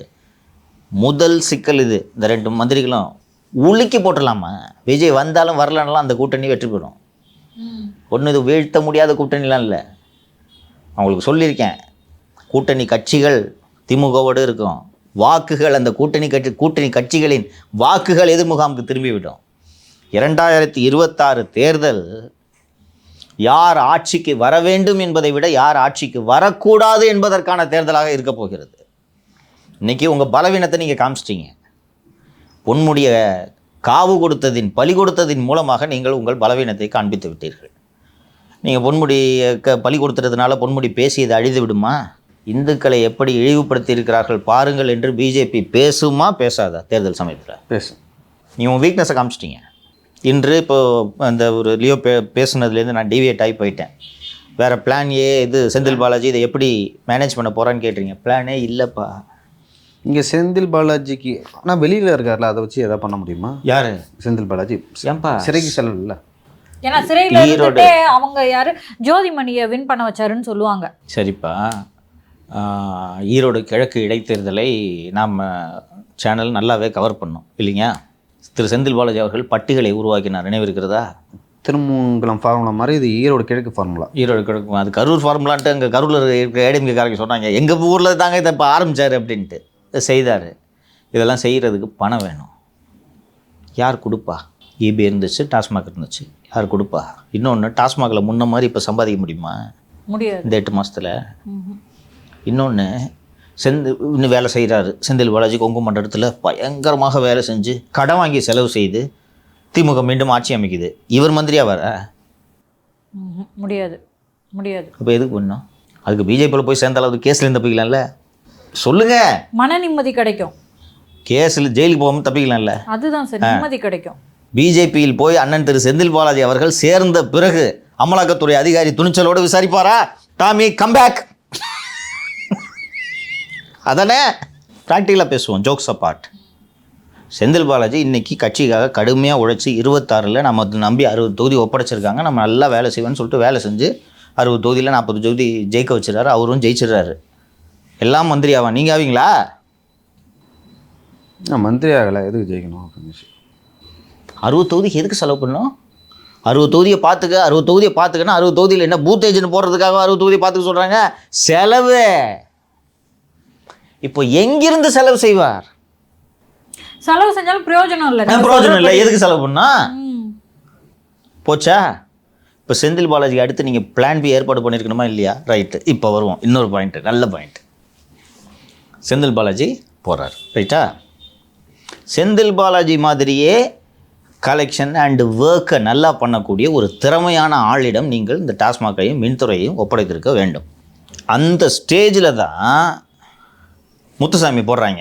இப்போ முத்துசாமி தான் போட்டிருக்காங்க. எதுக்கு வேறு யார்ட்டையும் கொடுக்காம முத்துசாமி அவர்கள்? அது வரேன், முத்துசாமி சிவசங்கர் 2 கொடுக்குறேன். முத்துசாமி அப்போ இவ்வளோ கூடு அவ்வளோ கூடுலாம் கண்டுக்கிறதே இல்லை, ஏன்னாச்சும் பண்ணிட்டு போங்க, இதுவும் மந்திரியாக இருக்கேன்னு ரொம்ப தளர்ந்துட்டார் ஆள். ரைட்டா? அந்த ஸ்டேஜில் தான் டாஸ்மாக் போர்டு கண்ட்ரோலில் இருக்குது. திரு உதயச்சந்திரன் அவர்களோட மிகப்பெரிய பலவீனம் எல்லாமே அவர்கிட்ட நடக்கணும். அப்போ தான் டாஸ்மாக் போர்டு டாஸ்மாக் ஆப்ரேஷன்ஸை கண்ட்ரோலில் எடுக்குது. எதுவாக இருந்தாலும் அவர் தான் முடிவு பண்ணும். திரு உதயச்சந்திரன் கையில் 10 பைசா வாங்காத பரிசுத்த ஆவி என்று தான் அவர் நண்பர்கள் சொல்லுவார்கள். ஆனால் வாங்கிறத கண்டுக்க மாட்டார். டாஸ்மாகில் அக்காடு லெவலோ எஸ்என்ஜி லெவலோ இன்னும் இருக்கிற மீதி டிஸ்டிலரிஸ்லாம் எவ்வளோனா வாங்குறத அவர் கண்டுக்க மாட்டார். முடிவுகளே அவர் எடுப்பார். இப்போ இந்த 2 வருஷமாக முடிவுலாம் அவர் எடுத்தாரா? போர்டில் உட்காந்து எப்போ ஃபினான்ஸ் செக்ரட்டரி ஆனாரோ அப்போலேருந்து இந்த முடிவுலாம் எடுத்தாரா? அது எதுக்குன்னா வலுவான மந்திரியாக இருந்தார்னு வச்சுக்கோங்களேன், அண்ணன் நேரு போல இருக்காருன்னு வச்சுக்கோங்களேன், இல்லை ஈவன் சேகர் பாபு, யோ என்ன அக்காடில் இவ்வளோ வாங்கிட்டு எனக்கு கம்மியாக கொடுக்குற என்று கேட்பார்கள். முத்துசாமி எது நடக்குதுன்னே கண்டுக்கிறதே இல்லை. ஸோ டாஸ்மாகில் வர மொத்த காசும் பார்ட்டி ஃபண்டுன்னு போகும், ரெட் ஜெயிண்ட்டுக்கு போகும், எல்லா இடத்துக்கும் போகும். இவர் உதயச்சந்திரன் கண்டுக்க மாட்டார், ஃபெசிலிட்டேட் பண்ணி தருவார். இதுக்கு தான் முத்துசாமி போட்டது. இப்போது ஏன் மீண்டும் முத்துசாமி கொடுத்துருக்கிறார்கள்? வேறு ஆள் இல்லையா? அத்தனை பேரும் கையெடுத்து கும்பிட்றான், தயவு செய்து டாஸ்மாகை எங்களிடம் தராதீர்கள். டாஸ்மாக் கட்டிடத்தினுள் டாமி நுழைந்து விட்டது. பயம் இருக்குமா இருக்காதா? 8 மாதம் தான் இருக்குது. என்ன பண்ணிட்டீங்க இப்போ டாஸ்மாகில்? நீ தான்ப்பா ஒரு எம்எல்ஏ இப்போ திமுகவில் இருக்கப்பா, கூப்பிட்டு கேட்குறாங்கப்பா, இப்போ டாஸ்மாக் மந்திரி அவர் என்ன சொல்லுவோம், மனசில் என்ன தோணும் சொல்லு. ஏற்கனவே கேஸ் இருக்கு. இல்லை வேணாங்கண்ணா. இல்ல சார், இப்ப அது ஏற்கனவே நடந்த விவகாரம் தானே. இப்ப புதுசா தான் சார் நான் வந்திருக்கேன்னு அவங்க சொல்ல முடியாது. சொல்லலாம், உங்களை ஒன்றும் பண்ண போறது இல்லை. எப்படி சம்பாதிப்பீங்க? ஆமா, சம்பாதிக்க முடியாது. அப்போ எதுக்கு மந்திரியா இருக்கீங்க? சம்பாதிக்க முடியாது, எதுக்கு மந்திரியா இருக்கீங்க? புரியுதுங்களா? எதற்காக மின்துறை சிவசங்கரிடம் கொடுக்கப்பட்டது? அதுக்கும் வேற ஆள் இல்லையா? கும்பிடுறாங்க. சரி, இப்பொழுது நேற்று கூட துணை முதல்வர் திரு உதயநிதி அவர்கள் திராவிடத்தை எதுவும் வீழ்த்த முடியாது, நாங்கள் மிரட்டல் அஞ்ச மாட்டோம், ஏதோ போய் கோயம்புத்தூர் போய் பேசிட்டு வந்திருக்காருன்னு நினைக்கிறேன். கரெக்டுங்களா? ரோட் ஷோ வரேன் அடுத்தது வரேன். பேசினாரு இல்லையா? பேசினார். நீ என்ன பண்ணியிருக்கணும்? டாஸ்மாகில் கேஸ் தானே போடுற, என்ன டாமி இருக்குன்னு பயமுறுத்துறீங்க என்ன? நான் வர்றேன். இன்று முதல் மதுவிலக்கு துறையை, மதுவிலக்கு மற்றும் ஆயத்தீர்வை துறையை துணை முதல்வர் உதயநிதி கவனிப்பார். ஏன் இந்த பொறுப்பை ஏற்றுக்க மாட்டீங்க? அதானே வீரனுக்கு அழகு, அதானேப்பா. ஒரு அரசு பேருந்துகள் நிறுத்தக்கூடிய அந்த உணவகங்களில் இருக்கிற கக்கூஸில் மேனேஜ் பண்ண தெரியாமல் ஊழல் பண்ண ஆளு தானே சிவசங்கர். நம்ம சேனலில் எத்தனை ப்ரோக்ராம் பண்ணியிருக்கோம், நம்ம ஆஃபீஸ்க்கே தேடி வந்தாங்க, ஞாபகம் இருக்கா? 2-3 வாட்டி டெண்டர் கேன்சல் ஆச்சு, ஞாபகம் இருக்கா? கூகுள் பேல லஞ்சம் வாங்கி மாட்டினாங்களே, ஞாபகம் இருக்கா? இதே இங்கே நான் கூட போய் லஞ்ச துறையில் புகார் அளித்தேன், ஞாபகம் இருக்கா? அந்த சிவசங்கர் இவ்வளோ காம்ப்ளிகேட்டடான மின்துறையை பார்த்துருவாரா? பார்க்க முடியுமா அவருக்கு? ஃபஸ்ட் டைம் அமைச்சர் தானே அவர். போக்குவரத்து துறையை ஒழுங்காக நடத்த துப்பு இல்லாமல் அது எப்படி சந்தி சிரிக்கிறது என்று பார்த்துருக்கிறோமா? இல்லை, ஆக்சுவலாக போக்குவரத்து துறை வேற யார்ட்டையும் இருந்துச்சு, நடுவில் தான் சிவசங்கரே வந்தார். ராஜகண்ணப்பன் அவர் வந்து சிறுபான்மை துறைக்கு. அந்த போக்குவரத்து துறையில் ஒருத்தர் மாமூல் வாங்கி ஃபர்ஸ்ட் எடுத்தோன்னு மாட்டினார், ஞாபகம் இருக்கா? இந்த கோச்சார் இல்லை, அம்பத்தூரில் இந்த பில்டிங்கு பணம் கூட எடுத்தாங்க சார். ஆமாம், எழிலகம் கரெக்ட். எழிலகத்தில் ஞாபகம் இருக்கா? அவர் கொடுத்தாங்க. அதற்கு பிறகு அந்த உணவு விஷயம் எவ்வளோ விஷயங்கள் நடக்கிறது என்று பார்த்து கொண்டு இருக்கிறோம் இல்லைங்களா? இபி எவ்வளோ காம்ப்ளிகேட்டட் டிபார்ட்மெண்ட்டு. ஏன் அவர்கிட்ட தூக்கி கொடுத்தாங்கன்னு நினைக்கிறீங்க நீங்கள்? ஒரு நேரு போன்ற ஆட் கொடுத்தாங்கன்னா நேரு மேனேஜ் பண்ணுவார். ஏன் அவர்கிட்ட தூக்கி கொடுத்தாங்க? வேற ஆள் இல்லை, பயப்படுறாங்க, கும்பிடுறாங்க. அடுத்து இங்கே தான் வருவாங்க. Tommy's next destination is energy department, goal import, smart meter. ஏற்கனவே ஒரு டெண்டர் பற்றி பேசி அடானிக்கு கொடுக்குறதுன்னு ஒன்று கேன்சல் ஆச்சுங்க இருக்கா? பராதேயா குரூப் வந்து கோர்ட்டுக்கு போனாங்கன்னு சொன்னீங்களே. ஆட்சி எப்படி, கட்சியும் ஆட்சியும் எப்படி கலகலத்து போயிருக்குது தெரியுதா? ஒரு ஒரு ஒரு எங்கேயாவது வந்து எனக்கு வேணாம் இந்த துறைன்னு கெஞ்சி கேட்குறது கேள்விப்பட்டிருக்கீங்களா? உள்ளபடியே சொல்லுங்கள், உதயநிதி இதை ஏற்றுக்கணுமா இல்லையா? நீ நாளைக்கு கட்சி தலைவனாக போகிற, நாளைக்கு முதலமைச்சராக போகிறீங்க நீங்கள் இல்லைங்களா? ஸ்போர்ட்ஸ் பார்த்தாச்சு, ஸ்பெஷல் ப்ரோக்ராம் இம்ப்ளிமெண்டேஷன் பார்த்தாச்சு. இபி அண்டு டாஸ்மாக் போன்ற ஒரு ஹெவி டிபார்ட்மெண்ட்டை பார்த்தீங்கன்னா உங்களோட அனுபவம் வளருமா வளராதா? சார், ஏற்கனவே டாஸ்மாக் ஊழலில் அவர் தான் டார்கெட்டு ஒன்று. இன்னொன்று வந்து இந்த டாஸ்மாக் விஷயங்கள்லையும் இபிகள்லையும் இந்த மாதிரி சிக்கல் இருக்கிறதுனால மேலும் மேலும் சிக்கல்களை இழுத்துக்க வேணாம்னு நினச்சிருக்கலாம். யார்? உதயநிதி அவர். ஏம்மா இப்படி தப்பு தப்பாக பேசுகிறீங்க? இந்த துறையெல்லாம் எடுத்தால் வேலை செய்யணுமா? சாயங்காலம் 4 மணிக்கு எழுந்திரிச்சு எப்படிமா வேலை செய்ய முடியும்? முத்துசாமிகிட்ட என்ன சொல்லியிருக்காங்க? எல்லாத்தையும் அண்ணா நகர் கார்த்தி பார்த்து பண்ணி சும்மா பேருக்கு உட்காருனேன்ட்டாங்க. திரு உதயநிதி அவர்கள் இப்போது இன்னொரு முக்கியமான வேலையில் இருப்பதன் காரணமாக அவரால் இந்த துறை வேலைகளை எல்லாம் செய்ய முடியாது. என்ன வேலை? ஜனநாயகன் படத்தை எப்படி முடிச்சிட்டாரியா? கரெக்டா சொல்லுங்க சொல்லுங்க. அது தொடர்ந்து டான் பிக்சர்ஸ், அதுக்கப்புறம் இன்னொரு ரோமியோ, இந்த 2 நிறுவனங்களும் வந்து ரெட் ஜியாண்டுக்கு பினாமி நிறுவனங்களாக சொல்லப்படுகிறது. இதுல ஒண்ணே ஒன்று சார், டான் பிக்சர்ஸ் DON புரிஞ்சுக்கிட்டேன். அந்த டான் இல்ல, விடியல் பிக்சர், DAWN, விடியல் பிக்சர்ஸ். விடியல் DON இல்ல. பினாமிய கூட பாருங்களேன், அவங்களுக்கு சம்பந்தமா இப்படிதான் மாட்டிக்கிறாங்க. சரி, ஸ்பிரிங்ஸ் மினரல் வாட்டர் கம்பெனி நடத்துறீங்களே, அதுக்கு எத்தனையோ பேர் இருக்கு, எதையாவது வைக்க கூடாதா? DS minerals. டிஎஸ்னா என்ன? துர்கா ஸ்டாலின். எஸ். சார் ரோமியோன்னு எது சம்மந்தம் இல்லாமல் வச்சாங்க? அது அந்த ரெட் ஜெயண்ட் பிக்சர்ஸோட மேனேஜர். Okay okay.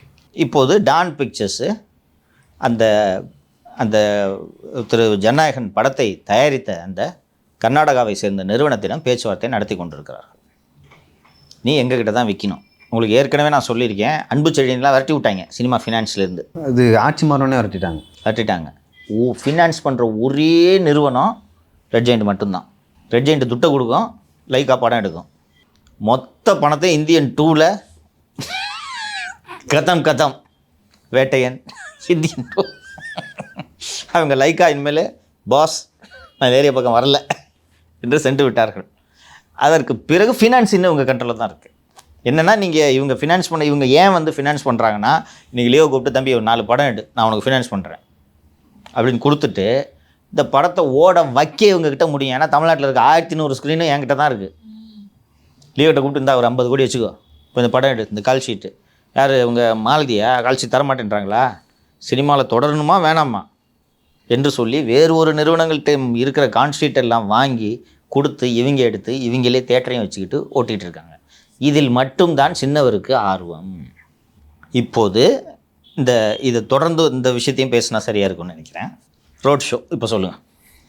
விஜய் கோயம்புத்தூருக்கு சென்ற அடுத்த நாளே வந்து விளையாட்டுத்துறை அமைச்சர் மற்றும் சிறப்பு நலத்திட்டங்களோட அமைச்சர் உதயநிதி ஸ்டாலின் அவர்கள் கோயம்புத்தூர் போயிருக்காரு. எனக்கு தெரிஞ்சு கட்சி நிர்வாகிகளால் மிக பலமாக ஓரளவு கூட்டம் வந்து காணப்பட்டு ரோட் ஷோ நடத்தினார்.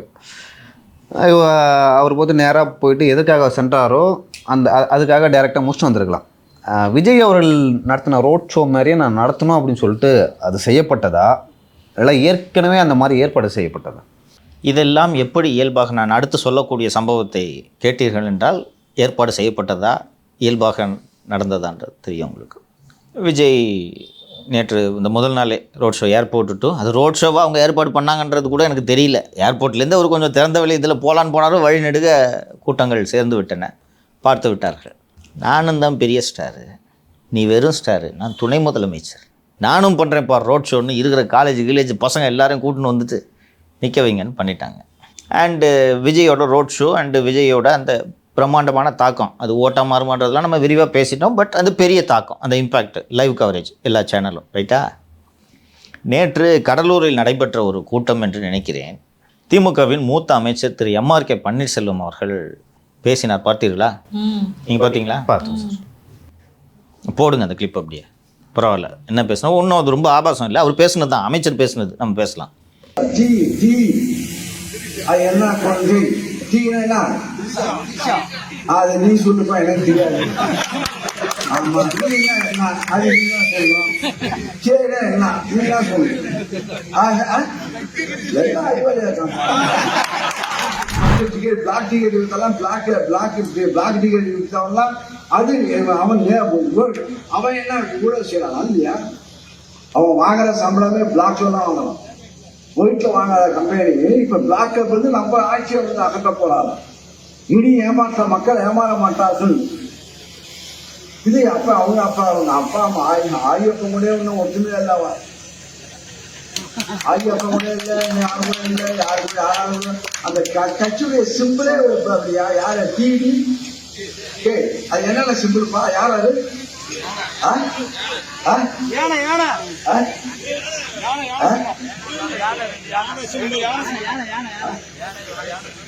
என்னமோ பெரியாங்கிறாங்க, பேர சொல்லக்கூடாதுப்பா. என்னமோ சொல்றாங்க, யாரோ பெரிய. நாம திமுக என்ன செய்யறோம், என்ன எதில் கொண்டாடுறோம், எந்த கட்சி பேர்ல என்ன கொண்டாடுறோம், என்ன ராஜீவ்காந்தி திராவிட முன்னேற்ற கழகம் எதை காட்டுகிறது? திராவிட முன்னேற்ற கழகம் ஒரு நம்முடைய திராவிட சமுதாயத்தை முன்னேற்ற கழகமாக நம்ம சொல்லியிருக்கோம். அவர் வந்து என்னத்த முன்னேற்றாருன்னு தெரியல. அது நீங்க தான் சொல்லணும், அது நம்ம சொல்லக்கூடாது. அது இங்கே பேச நம்மளாம் பேசினா அதை மாதிரி சொல்லுவாங்க. அது புரிஞ்சுக்கோ. டீ அது என்ன கொள்கை? டீனா என்ன? அது நீ சொல்லுப்பா, எனக்கு தெரியாது. ஆமா, டீனா என்ன அது நீ தான் சொல்லணும். டீனா என்ன நீ தான் சொல்லு. எல்லாம் அறிவாளியா இருக்கான், அறிவாளியா இருக்கான். எல்லாம் நமக்கு தான் தெரியும்போது மற்றவங்க தெரியாத வச்சிருக்கோம். நம்ம தான் முட்டாளா இருக்கணும்.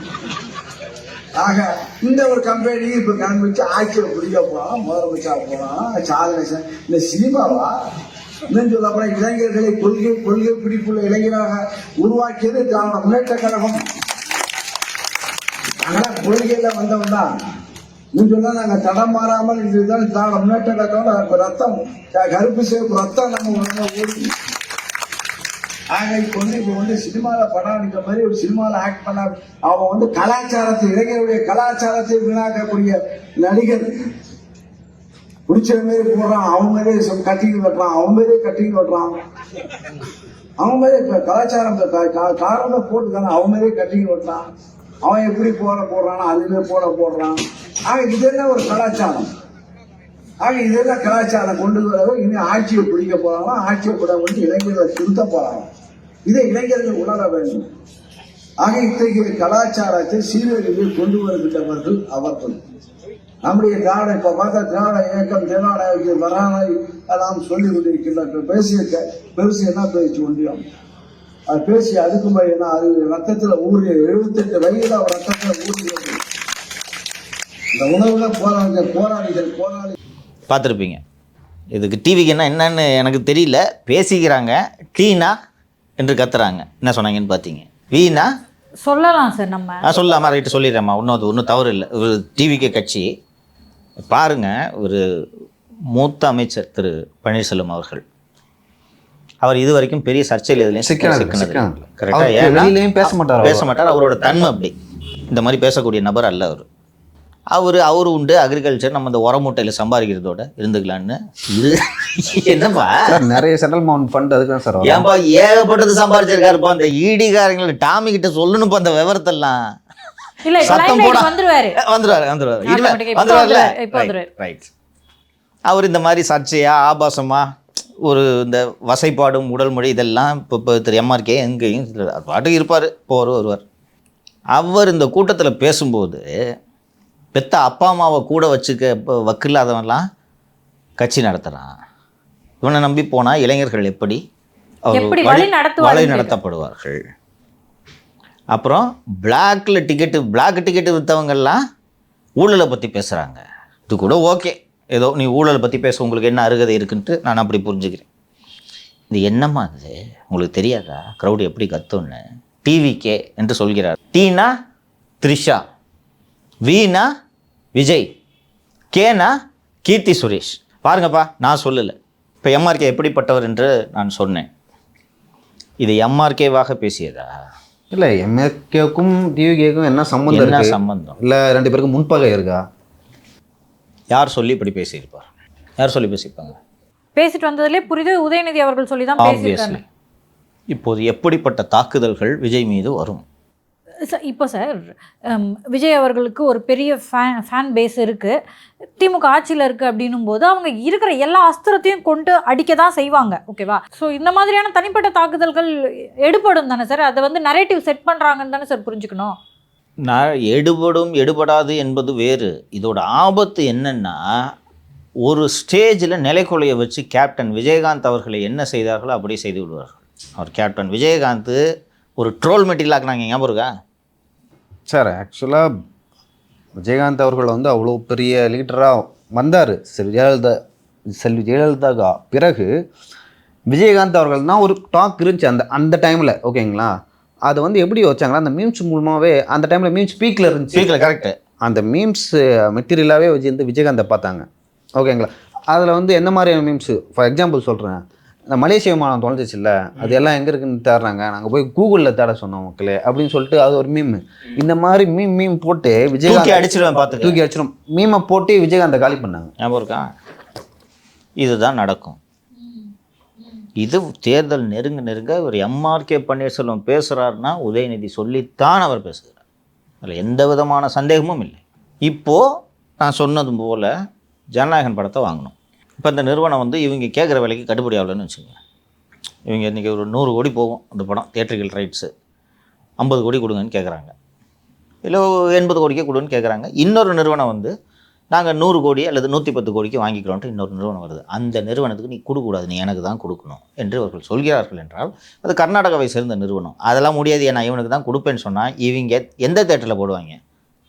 தெலுங்கானாவில் எப்போ போட முடியும்? தமிழ்நாடு தேட்டர் தானே ரிலீஸ் பண்ணோம். தமிழ்நாடு தேட்டரில் இந்த படத்தை போடாத, நான் சொல்கிறேன் இந்த படத்தை போடு என்று இவர்களால் செய்ய முடியுமா? முடியாது. முடியும் சார்.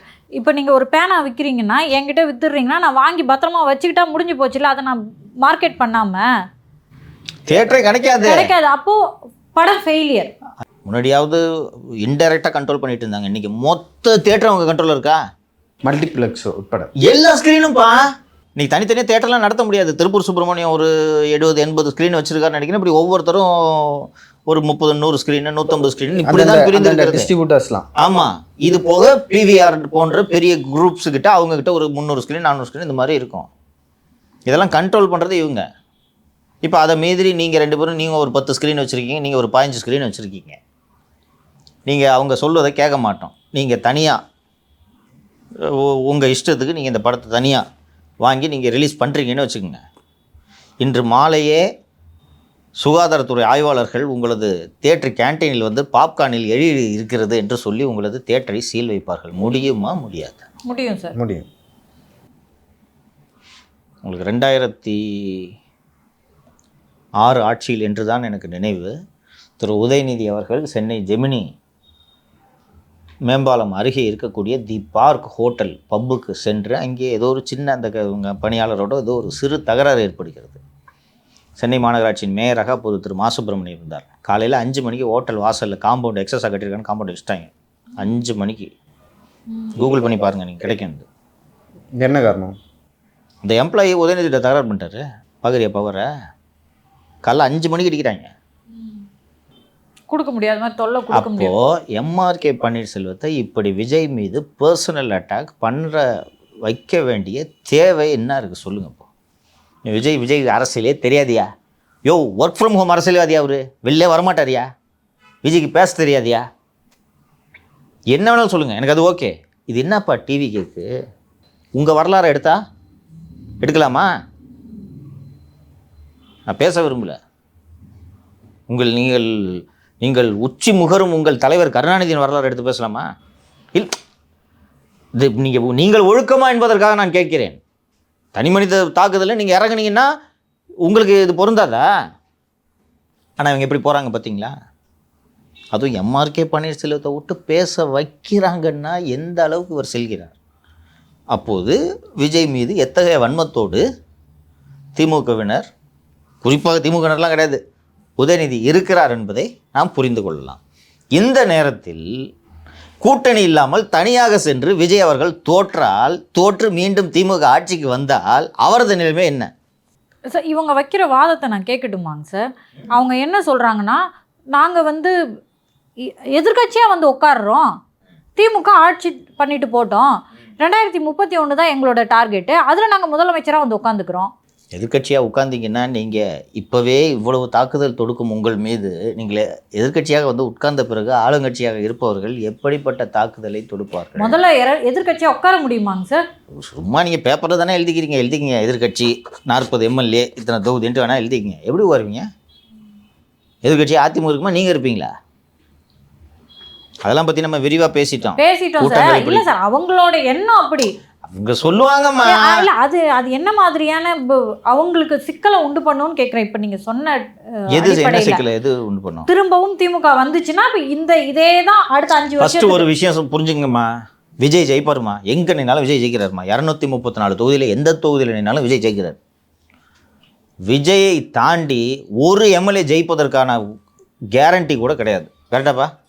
அது விஜய்க்கே தெரியும் சார். எந்த விதமான உத்தரவாதமும் கிடையாது. வாக்குகள் செங்குத்தாக பிரிந்து அதிமுக கூட்டணி ஒரு பக்கம், இவங்க ஒரு கூட்டணி ஒரு பக்கம், அழகாக திமுக வந்து உட்காந்து. அந்த நேரம் எவ்வளோ முக்கியம்னு நான் கேட்குறேன் சார். 5 வருஷத்தை நீங்கள் திரும்ப திமுகவுக்கு தூக்கி கொடுக்க போறீங்கல்ல, நீங்கள் பேசிக்கிட்டு இருக்கீங்களா 2031 நாங்கள் பார்த்துக்குறோம், அந்த நேரத்துக்குள்ளே என்ன ஆகும்னு நான் கேட்குறேன். விஜய் இருக்கும் தடம் தெரியாமல் அழித்து விடுவார்கள். பிஸ்னஸாக இருக்கட்டும், அரசியலாக இருக்கட்டும். பிஸ்னஸ் இப்போவே பிஸ்னஸ் எப்படி பண்ணுறாங்க, அப்புறம் எப்படி பண்ணுவாங்க? டிமாரலைஸ் பண்ணுவாங்க, அவங்கள நிலைக்குலை வைத்து விடுவார்கள். அந்த உண்மையை ஏன் சார் புரிஞ்சிக்க மாட்டேங்கிறாங்க? திரும்ப இந்த அவங்களுடைய ஆதரவாளர்கள் கூட அவங்க சொல்லுவாங்க. ஆதரவாளர்களை விடுங்கம்மா. அவங்க ஆதரவாளர்கள் விஜய் கையை காட்டிட்டு சிஎம் ஆகிட்டு வந்து உட்காந்துருவாரு, நாளைக்கு அடுத்த வாரமே கோட்டைக்கு போயிடுவார். அவங்க ஆதரவாளர்கள் அப்படி தான் பேசுவாங்க. தேர்தல் உத்தி வியூக வகுப்பாளராக இருக்கக்கூடிய ஜான் ஆரோக்கியசாமி அப்படி தான் பேசுகிறாரு. அப்படி இருக்கும்போது நீங்கள் சாதாரண ரசிகர்கள்கிட்ட என்ன எதிர்பார்க்குறீங்க? அவர்களுக்கு உங்களுக்கு தாவேகவின் பலம் தெரியாது, தாவேகவின் பலம் தெரியாதுன்றாங்க. நாங்களும் அதை தான் சொல்கிறோம், தாவேகவின் பலம் தெரியாது, தாவேகவுக்கே தெரியாது, யாருக்குமே தெரியாது.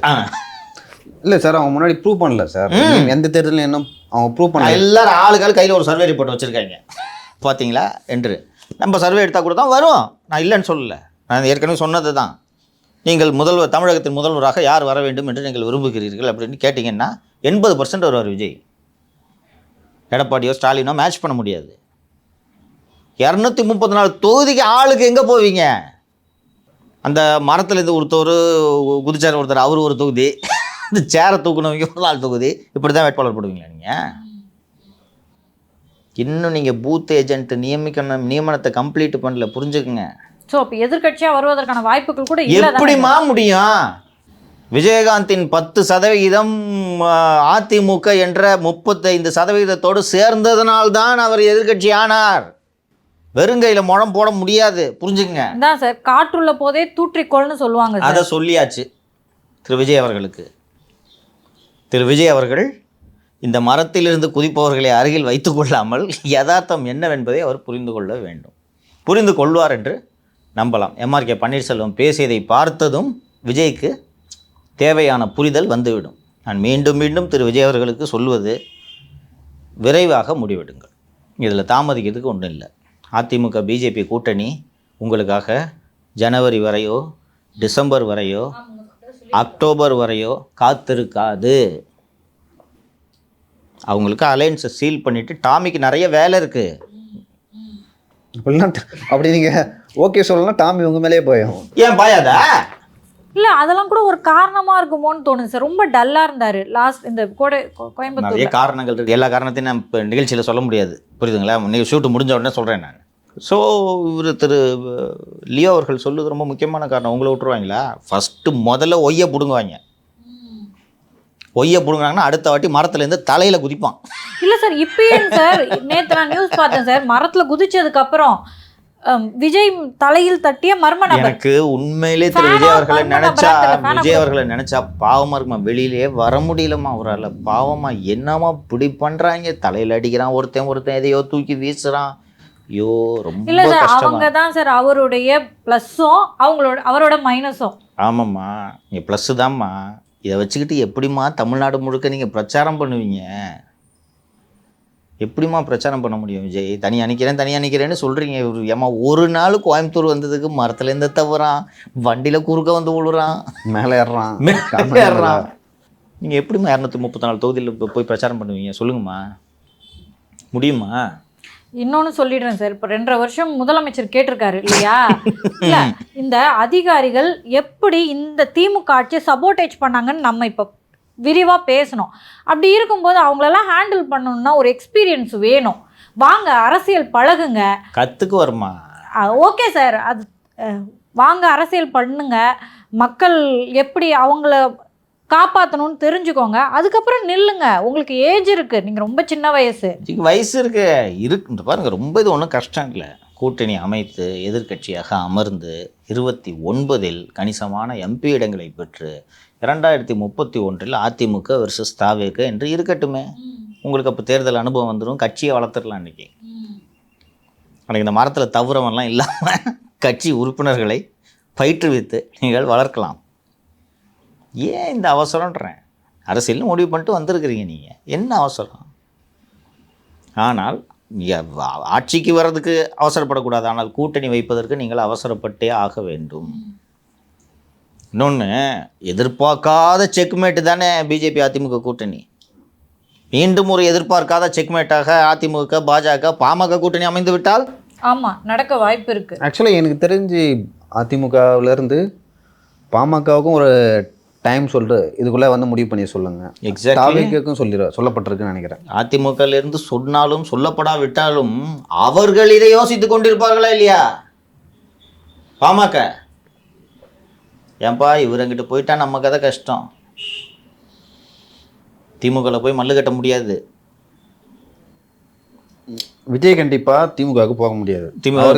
ஒரே ஆப்ஷன் அதிமுக. பாமக எங்க வேணா போகலாம்.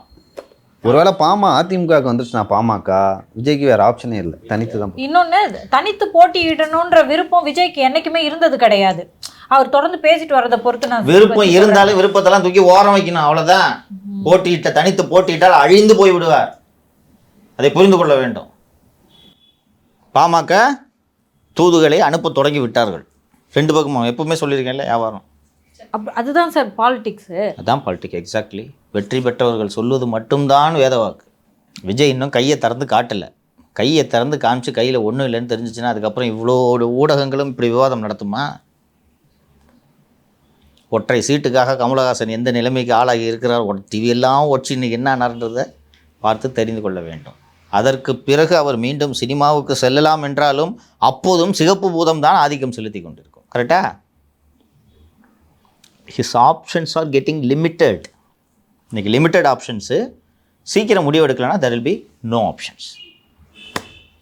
சரிங்க சார், இது வரைக்கும் பல்வேறு விஷயங்கள் குறித்து வந்து மிக நீண்ட உரையாடல், அது பல்வேறு கோணங்களில் அலசி பேசியிருக்கோம். தொடர்ந்து பேசலாம். எந்த மாதிரியான நிகழ்வுகள், எந்த மாதிரியான கூட்டணி, எந்த மாதிரியான களம் தமிழ்நாட்டில் 2026 சட்டமன்ற தேர்தலில் அமையப்போகுது அப்படின்னு சொல்லிட்டு அதற்கான எல்லா விஷயங்களுமே நம்ம ஷேர் பண்ணிருக்கோம். எந்தெந்த கட்சியில் வந்து யாருடன் கூட்டணி, எந்த அளவுக்கு வந்து சீட்டு எண்ணிக்கை கொடுக்கப்படும் அப்படின்னு சொல்லிட்டு தொடர்ந்து பேசிட்டு வரோம். நம்ம அளவுக்கு வேறு யாருமாவது இந்த மாதிரி அனலைஸ் பண்ணுறாங்களா இல்லைன்னு தெரியல. நம்ம தொடர்ந்து அனலைஸ் பண்ணுறோம். அதுக்கு ஒரு எடுத்துக்காட்டு தான் நேற்று போட்ட வீடியோவோட அந்த வியூஸு.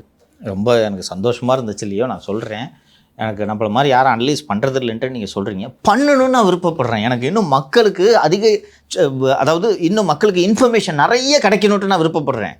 நீங்கள் ஒரு ஓட்டரு, ஓகேவா, எல்லா சைடும் அனலைஸ் பண்ணி மக்கள்கிட்ட இதை சொல்லணும்.